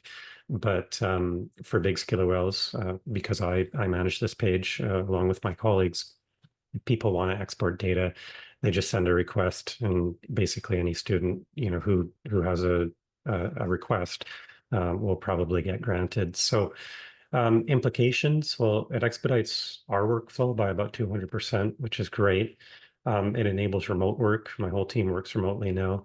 Encourages more data, which is obviously better for more high resolution view of these populations, and facilitates studies, collaborative and independent. For external, well, it provides real-time catalog and demographic data, so people don't always need to wait 4 years for an updated catalog, or 5 years or 6 years or whatever the case may be. It protects data ownership, unlike giving your photos to social media platforms or other online databases. Facilitates education, stewardship, and conservation, hopefully, and facilitates studies as well. So with that, just thanks. And if anybody wants a closer look at it, if you're not already on Finwave, I will just drop a link so you can have an invitation to join in the chat. And there you go. We will be open access this winter. for anybody to join as they wish. But in the meantime, anybody can join using that link. Thank you, Jared. Yeah. All right, we have Scott next. Great, thank you. I wasn't sure if I should share or if one of you wanted to do that. I have it handy. It's easy to share. But Yeah, go. You can share, Scott, so you can advance. no problem. Okay, you seeing my screen maybe?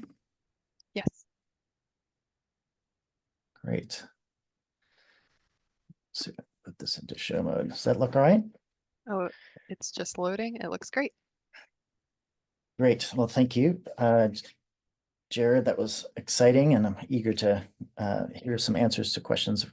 But I wanted to zoom in from the entire Biggs Range to one bay here in Seattle called Shilshole Bay, where we have a marina and a historic haul out of California sea lions that caught my interest the last couple of years. And I've been working with a variety of students and on what I think might be a pilot program for amending the monitoring we do with pinnipeds here in Puget Sound proper, beyond the occasional effort surveys.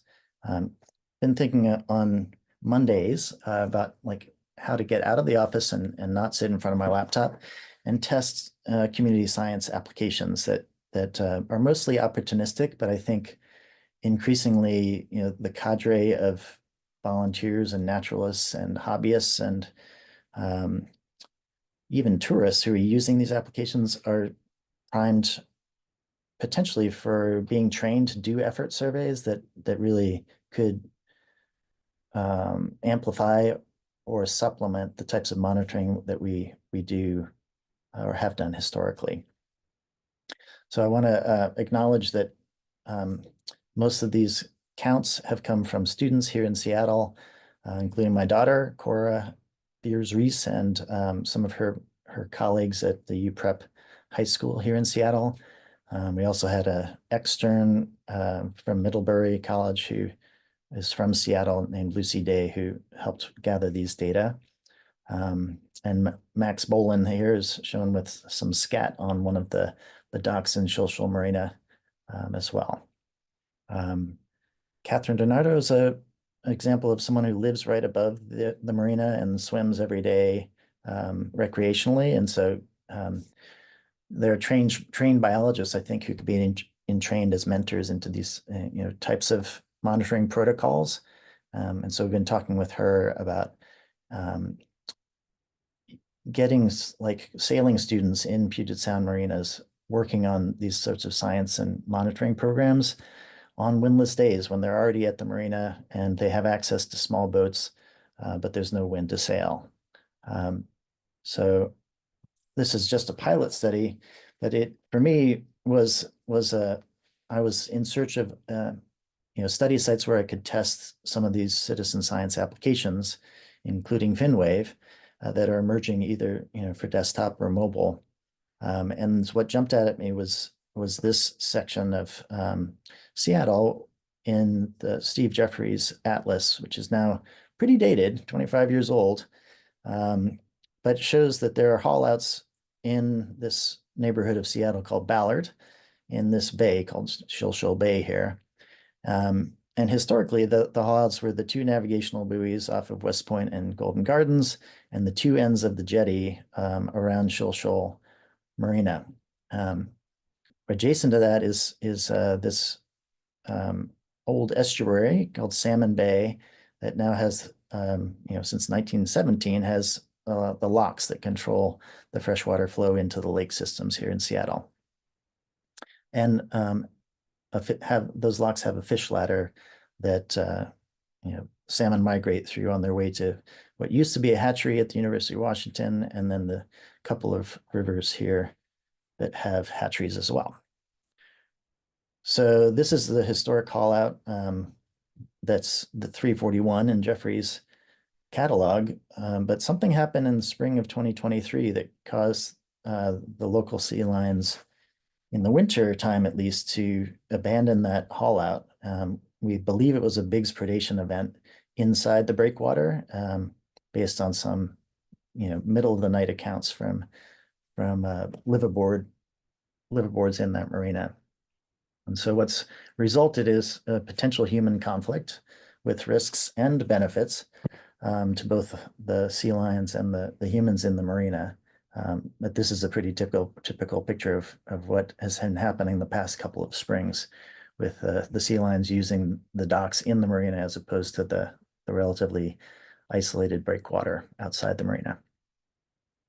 So this methodology is, we tried to keep as simple as possible, and with the goal of it being reproducible and something that we could train folks to do together. The basic idea was to survey the old haul out and then walk or drive through the marina and try to ascertain and count the California sea lions in the marina, and trying to do it pretty efficiently. But the caveat is that it takes an hour or two to move through this pretty large area and check all of the sites. But we did that with documenting what we did it visually, but documented with photos and videos. I'll show you a few of those. Put the data into a Google Sheet, and then worked with the students on learning a little Python in a Jupyter notebook to make some plots. So here's a couple of plots. I just want to show you the preliminary results from the first year of effort. I think we captured this sort of transition from most animals using the jetty to some sort of predation event probably happening in mid-May, to the jetty being abandoned and the animals moving into the marina and sort of progressing northward through it as they came to their sort of normal annual departure from Puget Sound. We tried starting in the beginning of 2024. I think we were a little late. We didn't capture the arrival in the way that I had hoped. So I'm hoping that'll happen this winter. But we did see much more variability in the use of the jetty. It appears that once they figured out that there's a new haul out location, they remember that, and some of them go back to the old one or switch to the new ones, depending on things we haven't figured out yet. Probably human disturbance, but that's a little bit TBD. But we definitely saw this transition again around the end of May, beginning of June, to all these adult males heading back towards Southern California rookeries. But one thing that's jumping out is possibly this association of the peak numbers with around the time that the herring are aggregating before spawning. And so that's an emerging story. A hypothesis is that these males are mostly focused on foraging opportunities with herring, which have done particularly well the last couple of years in the adjacent, the far side of Puget Sound, in a place called Port Madison. So I think we're starting to tease apart a new story, which I hope to add to the encyclopedia, Puget Sound's account of these, the role of the California sea lions in the Puget Sound proper. Most folks who you see when you're out counting think of them as salmon eaters based on press and patterns related to winter steelhead that went through the locks. But what we're seeing, I think, is much more of a attention of most of the individuals in Shilshole to herring on the other side of Puget Sound, and not necessarily a maniacal focus on eating returning hatchery Chinook or coho. Last thing, just some spin-off benefits of this is that it's been dangerous for the sea lions and the humans to have the animals on the dock. They actually caused a fire at one point by breaking electrical wires from the weight of them on one of the docks. But a convenient thing is that they are close. There's giving us opportunities to collect scat really easily. So we were able to do some very preliminary analysis of hard parts in their fecal matter.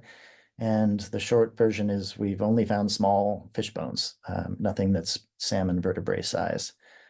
Additionally, with John Scordino, who's been one of the marine mammal work group members, we've been sharing and enjoying, trying to find these branded individuals and starting to learn a little bit about how they move inside Puget Sound as well as between Southern California, the Columbia Basin, and here. So more to come, but I wanted to give you a quick overview. Thanks. Thanks, Scott. And then finally, we have Andrew.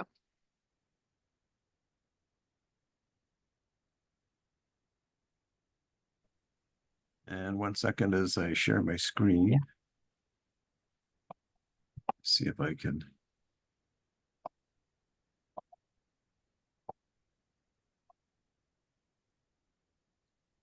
Okay, so I assume you can see my title slide? Yes, we We're can. good I to think there just might be, is anything in the, yeah. Let me see. Participants. Hide that Okay, somehow. Okay, that looks great. great.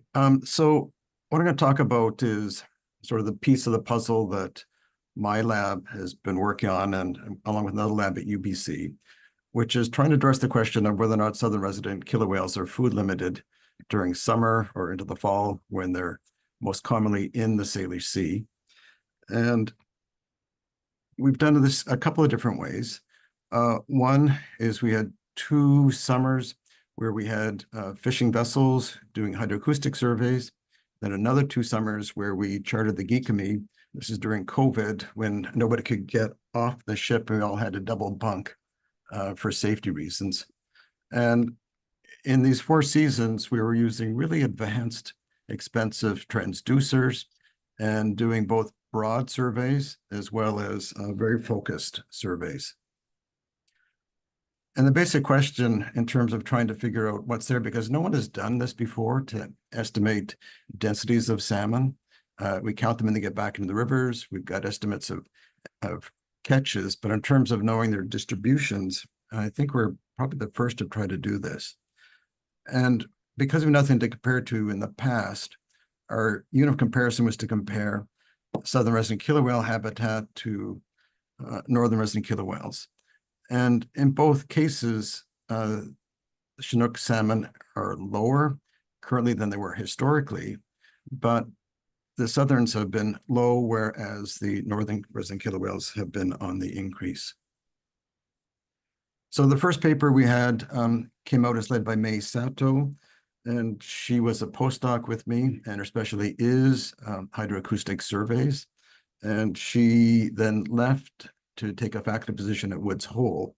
And then I brought in another postdoc, also trained and specialized in hydroacoustics, that's Burek Sagili. And we put out this paper that came out this past summer, or actually this fall, I guess it was, it came out. And in brief, the first study was looking at fish coming into the Salish Sea from the north or here from Juan de Fuca Strait and doing surveys straight across a very broad scale.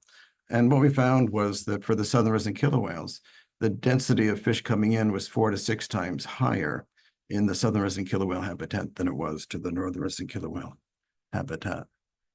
We then looked at, wanted to look at fine scales within the hotspot feeding areas, which here you can see the survey tracks of what we ran in southern resident killer whale habitat, and we did the similar thing up further north.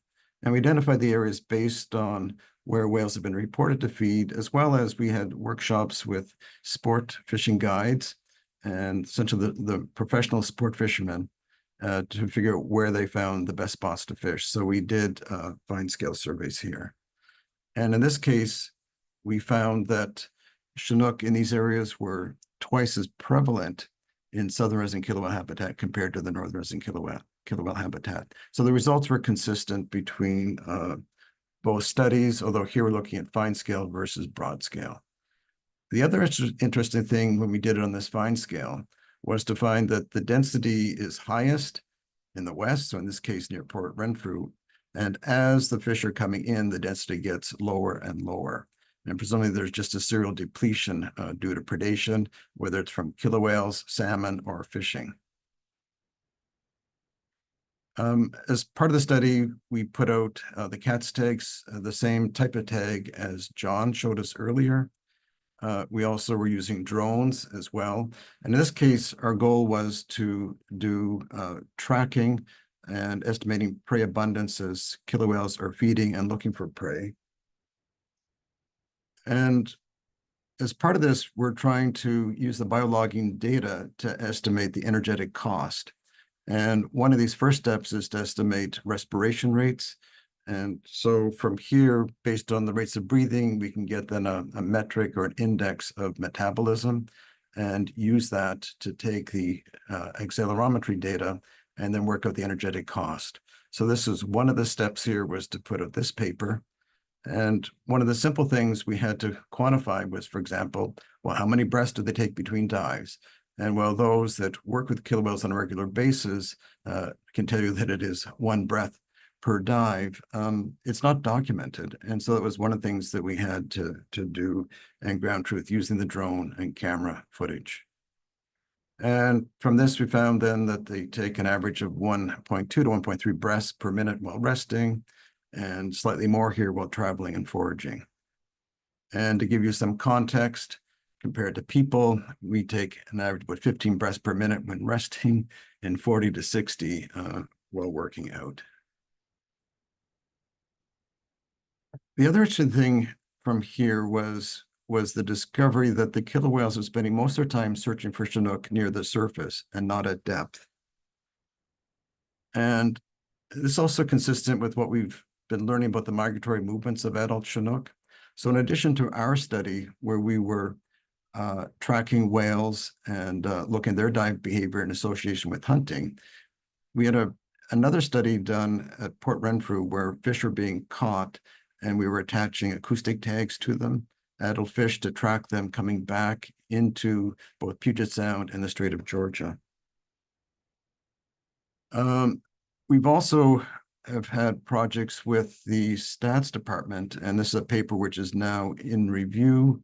But we've now come up with better ways using hidden Markov models to take the accelerometry data and actually get biologically meaningful measurements from it. And we spent a lot of time working with the statisticians to validate using our drone footage and the camera footage.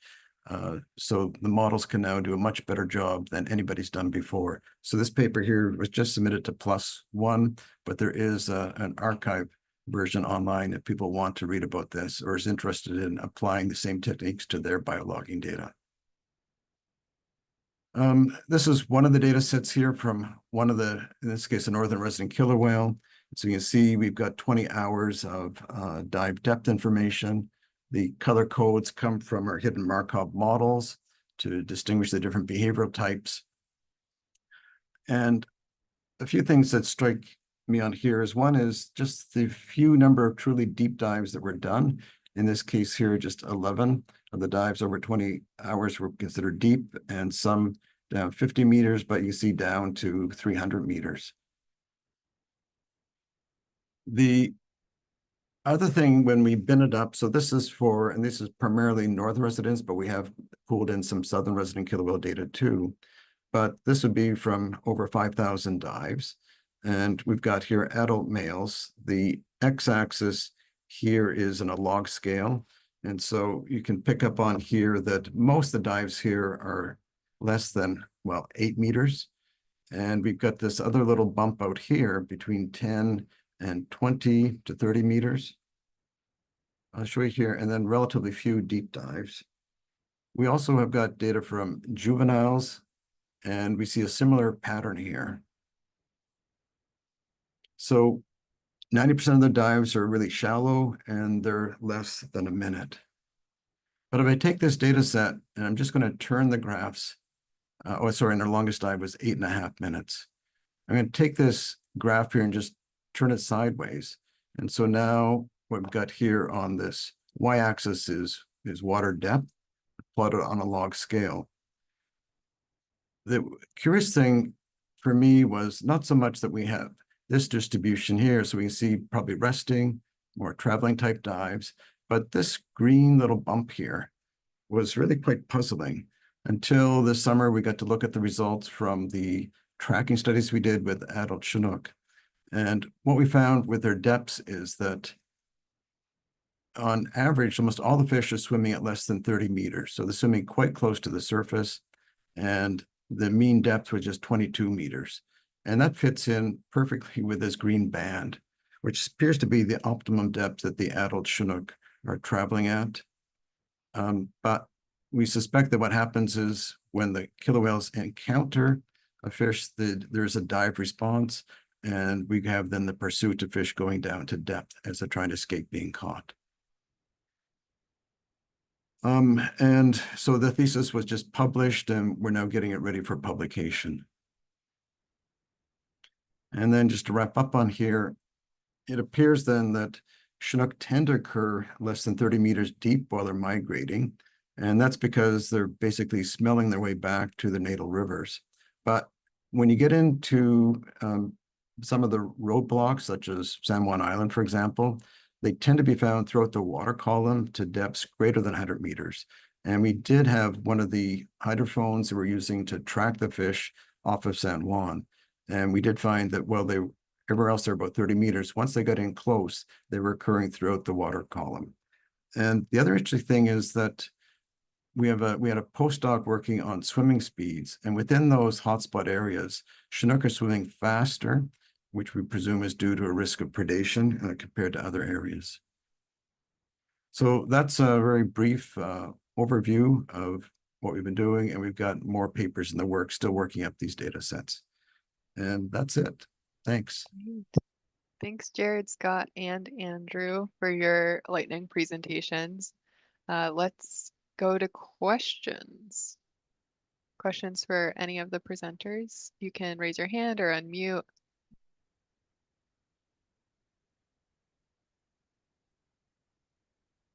And Scott did put some questions in the chat for Jared, but I think he answered them via chat as well. Laura. Hi, thanks. My question's for Andrew. Thanks for the presentation. Are there plans to continue the acoustic surveys to get a sense of maybe, Chinook definitely fluctuate from year to year, so maybe it was certain years were particular good years anyway. So to get more samples to see if there might be worse years for Southern residents? Sure. No, I would be happy to do more surveys, but it costs money. And I don't know where that money is going to come from. We're not government employees or have a line item budget. We have to compete for money. And I would encourage others to do it. I will point out that, the results that we got are consistent with the DFO estimates of return rates in the different areas. And so they've looked at it. I mean, I can tell you that the review process was very rigorous as well, going through it. Hopefully people will take time to read the paper because there's just a lot of new information about Chinook. And I think we've been perhaps misinterpreting just our own understanding about how killer whales find fish. And we've been focused on one part of their foraging strategy, but it's more complex. And I think the tracking studies we've done with adult Chinook are helping us understand that as well. But I would say, we've got the caveats in there. My gut feeling on this is if we go out every year and do it over and over, we're going to find the same results. On that, with the relating to noise, if the Chinook are more abundant than we thought, is the thought possibly that they're there, but they can't find it because the noise is too much, or? That certainly is a possibility, Cindy, and we acknowledge that just because the density is higher doesn't mean that they can catch twice as many. Right. But when we look at the time series of population size estimates, we can say, well, we've seen this huge increase in noise, but it would appear whatever holding southern resident killer whales down, started, 30, 40, 50 years ago. And so we're looking into, I've got another graduate student, and we're rebuilding the run sizes from California, Oregon in the 1800s. We're comparing northern residents to southern residents. We're working with cannery records, and she will be presenting a poster at the upcoming Marine Mammal Conference in Australia. And there we're also finding that in terms of the terminal runs, as we reconstructed, there appears to have been, I think, 4 times more Chinook, or maybe it's 3 times, I forget the number at the moment, 3 to 4 times more Chinook in the 1800s. And Oregon and California were probably the motherlode of most of the Chinook runs that southern residents once depended on. And then we also find a similar pattern between comparing north to south as well. Interesting. There's a paper by Jesse Moran that was looking at herring and the same kind of thing. They looked back at with indigenous information that they're like the forage fish were huge numbers and crashed at a certain point, you know, with contact. So it's really cool that you're looking that far back and doing those comparisons to see where the numbers are. And Cindy, I'm not familiar with that paper you just mentioned about herring, but I would love to know more. Yeah, I can send a link in the chat. I'd appreciate that. Yeah. Jared?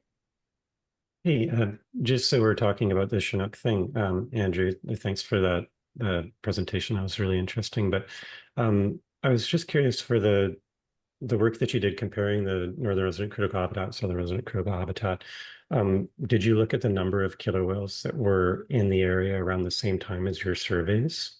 We didn't compare densities of whales, and that could certainly be done. You know, the one thing, for example, we found with the southern residents is, well, we did time it to come in late into August and into early September, just because their behavior has changed.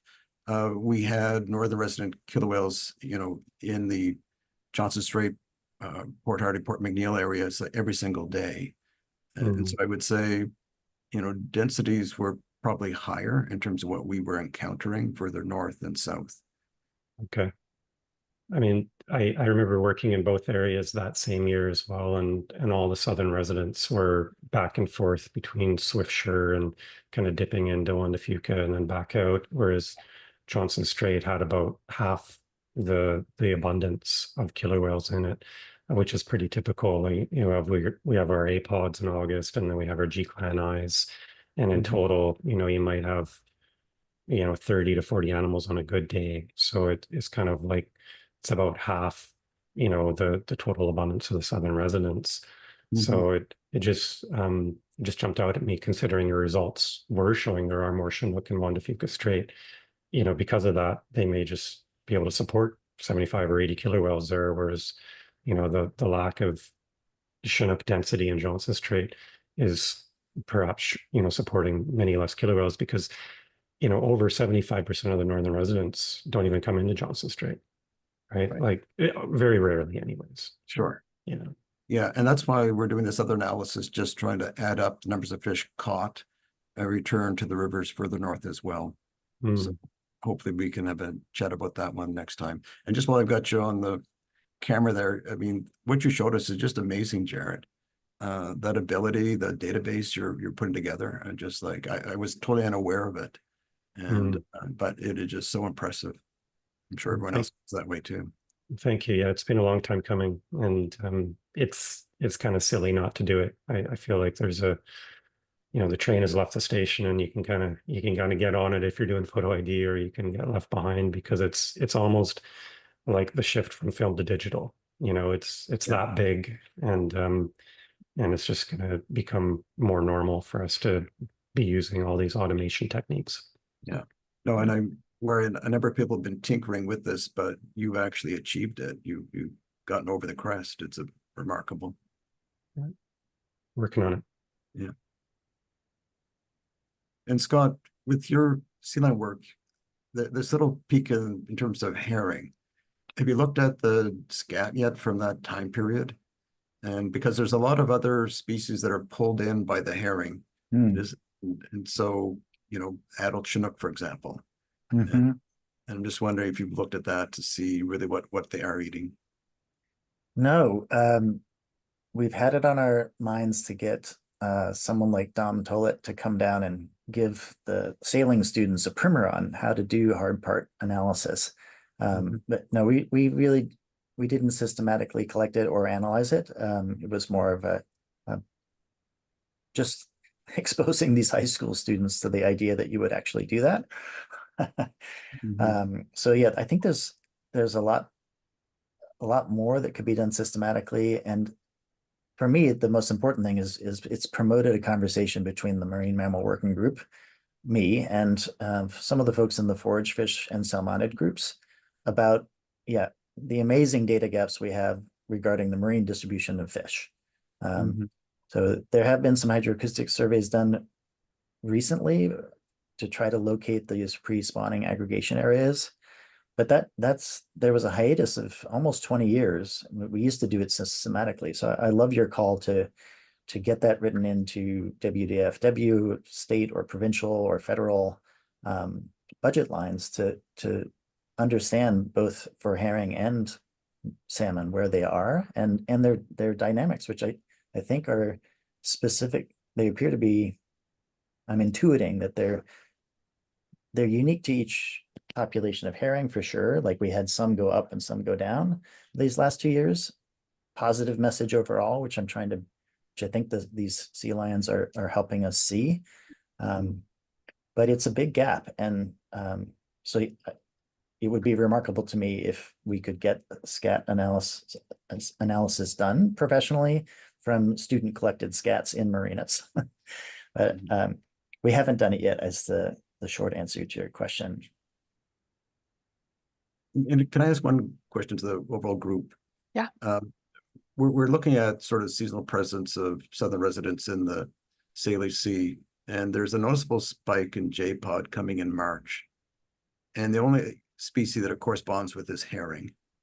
And I'm not suggesting that they're here to eat herring, but herring seems to drive the system at that time of the year. And yet I can't find any data where anybody has estimated the seasonal abundance of herring in the Salish Sea. It doesn't seem to exist. The DFO doesn't record that, although there's lots of herring data on catch and other aspects of it. What about for Puget Sound? Is there anything about seasonal presence, relative abundance of herring? Maybe Jared, you know something from your region? No, there's an absence of knowledge about herring on the northeast side of Vancouver Island. I mean, do we have so many herring here in the spring, in the fall, and throughout the summer as well? But the big peaks seem to be kind of like March and October, and we don't even know if they're Central Coast stock or if they're South Strait of Georgia stock. There's just a total absence of knowledge, other than the few breeders that we have here, but there's really not many. So these fish are obviously coming from elsewhere. Yeah, the Jesse Moran paper, herring they did herring, eulachon, and smelt. So there's some information from past, not necessarily more current, but there's some comparison. But otherwise, I don't know. Great.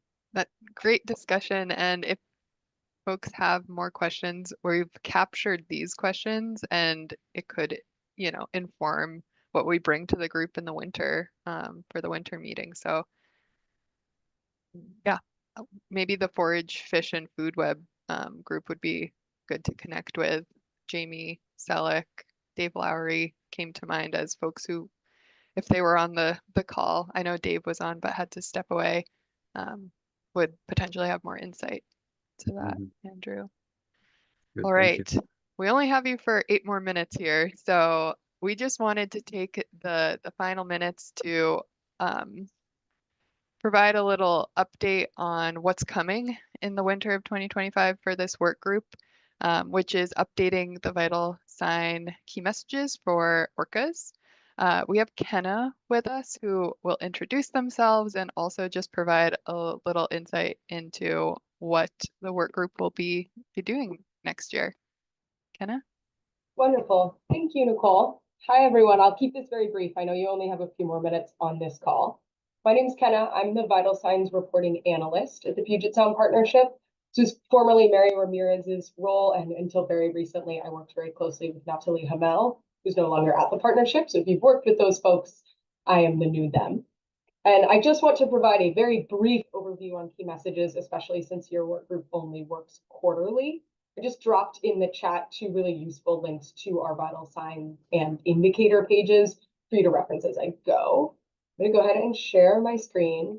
I never use Zoom, and so I never remember where the screen At sharing. the bottom of your screen, you should be able to do it now that I stopped sharing. Why do I live? What does the button look like? Oh, it's a big green button right in the middle. Yeah. Yeah. Sometimes I'm amazed at myself. Can you all see that? Yes, we can. Okay, wonderful. Thank you. Really brief overview. So the Vital Signs program has 2 types of key messages that we're talking about for the 2025 updates. We have our key messages on Puget Sound Info. That is the software, the online platform that we use to communicate all of our vital signs and indicator data. And then we have State of the Sound indicator or key messages. Our State of the Sound key messages are going to look considerably different in 2025 than they have in past cycles. So today, I really just want to talk about our Puget Sound Info vital sign key messages. As a brief overview, these key messages are updated biannually. They happen kind of in concert with the State of the Sound. So on the odd year, every other year, we update them on this schedule so they can reflect the most recent indicator updates. Some of our indicators are updated annually, others biannually, etc. And these are always written by our PSEMP work groups. Many work groups have more than 1 vital sign. This work group only has 1.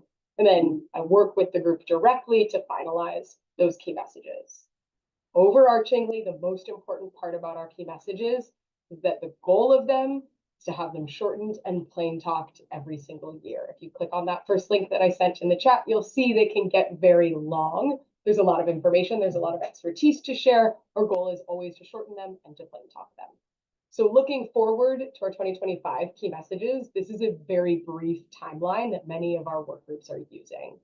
In November and December, I am working really closely with our indicator reporters to get all of the indicators that will be updated for the State of the Sound updated. As soon as I have those published, I'll reach out to work groups with links to their indicators, guidance on writing key messages, and then a space to upload your key messages draft when you get there. It is the work group's choice of how you want to author the key messages. You can do them asynchronously, you can do them all together, you can have a small committee work on them. That's really up to you all. Come January and February, this is really when most work groups are actively writing their key messages and then working directly with me to edit them, plain talk them, etc. And then finally, once we have a final draft, I'll publish it to Puget Sound Info. Again, the State of the Sound key messages will look considerably different this cycle, but the key messages that come out of this Puget Sound Info process will very much inform the process for State of the Sound when we get there. So a very ugly slide, but the next steps that you can expect over the next quarter on the front of key messages. You'll hear from me as soon as the Southern Resident Killer Whale indicator is updated. I know that that data is already publicly available. I'm just going back and forth with our indicator reporter because they have to write key messages for the indicator. That should be updated in early December. Right now, one of the indicator reporters is out of office until then. So in December, you'll hear from me about that update. Also in December, I'll send over a guidance document that provides a little bit more context on what the key messages for Puget Sound Info will look like. And a place for you to upload your final draft once as a work group you've written your key messages, and then we'll start to go back and forth from there. And also in December, I will be at the work group leads meeting to discuss the State of the Sound key messages process and provide a little bit more context to what is going on there. So that was a very, very brief overview. And because I'm in presenter mode, it won't let me stop sharing my screen with you. There we go. That's a very brief overview of the key messages process. There's obviously a lot more details that are in there, but I wanted to make sure, since you all only meet quarterly, that you have some context. I'm here if you have questions at all. I'll also leave my email in the chat if you have questions. That was a great overview. Thank you so much, Kenna. And again, it's really teeing up what the focus, well, one of the things we have to do in 2025 as a work group. In the past, we have updated the key vital sign messages using like email and a shared document that allowed for collaboration.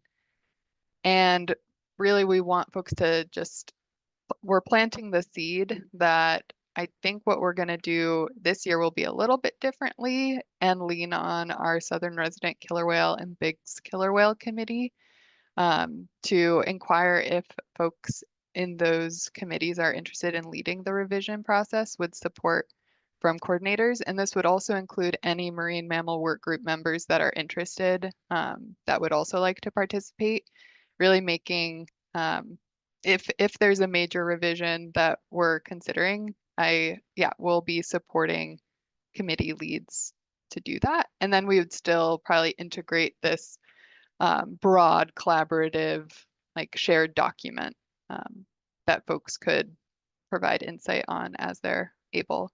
Scott, did you want to say any other thing about that before we close out for today? Again, we're planting the seed. We're not able to have the discussion today, but I'll be following up via email with folks.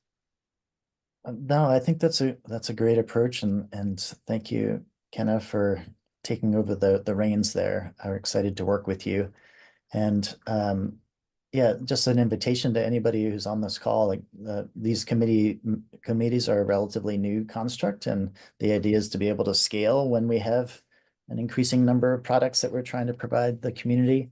So those committees, the email lists for those committees have, I think, actually never been used. So this would be a great reason to test those out. But I want to make sure we invite folks to join the committees or volunteer to lead authorship efforts. It's all open to your efforts, and we may need to revise those up and down as people come and go, but all are welcome to participate. And I think maybe into that annual cycle or biennial cycle, kind of eventually we can get sort of, proposals coming out of those committees, and then at least a brief opportunity for general feedback to make sure the plain speak is intelligible. Great. All right. Well, thank you all. I'll be reaching out to those committee members and also sending an open invitation related to the vital sign rewrite that will be really kicking off, like Kenna shared, in January, February. But just want to thank everyone for your time. The 2.5 hours flew by. And we'll be scheduling the meetings for 2025 over the listserv. So expect an scheduling email from me in the next few weeks. And I'll be following up with some of those highlights of the announcements as an immediate to-do. So we'll be circulating the recording, meeting summary in the next 2 weeks at the most. But again, just thank you everyone for your participation today, and hope you have a relaxing evening as much as you're able to. Yeah, thanks everyone, and especially Nicole and Candace for putting us all together. Really appreciate your help.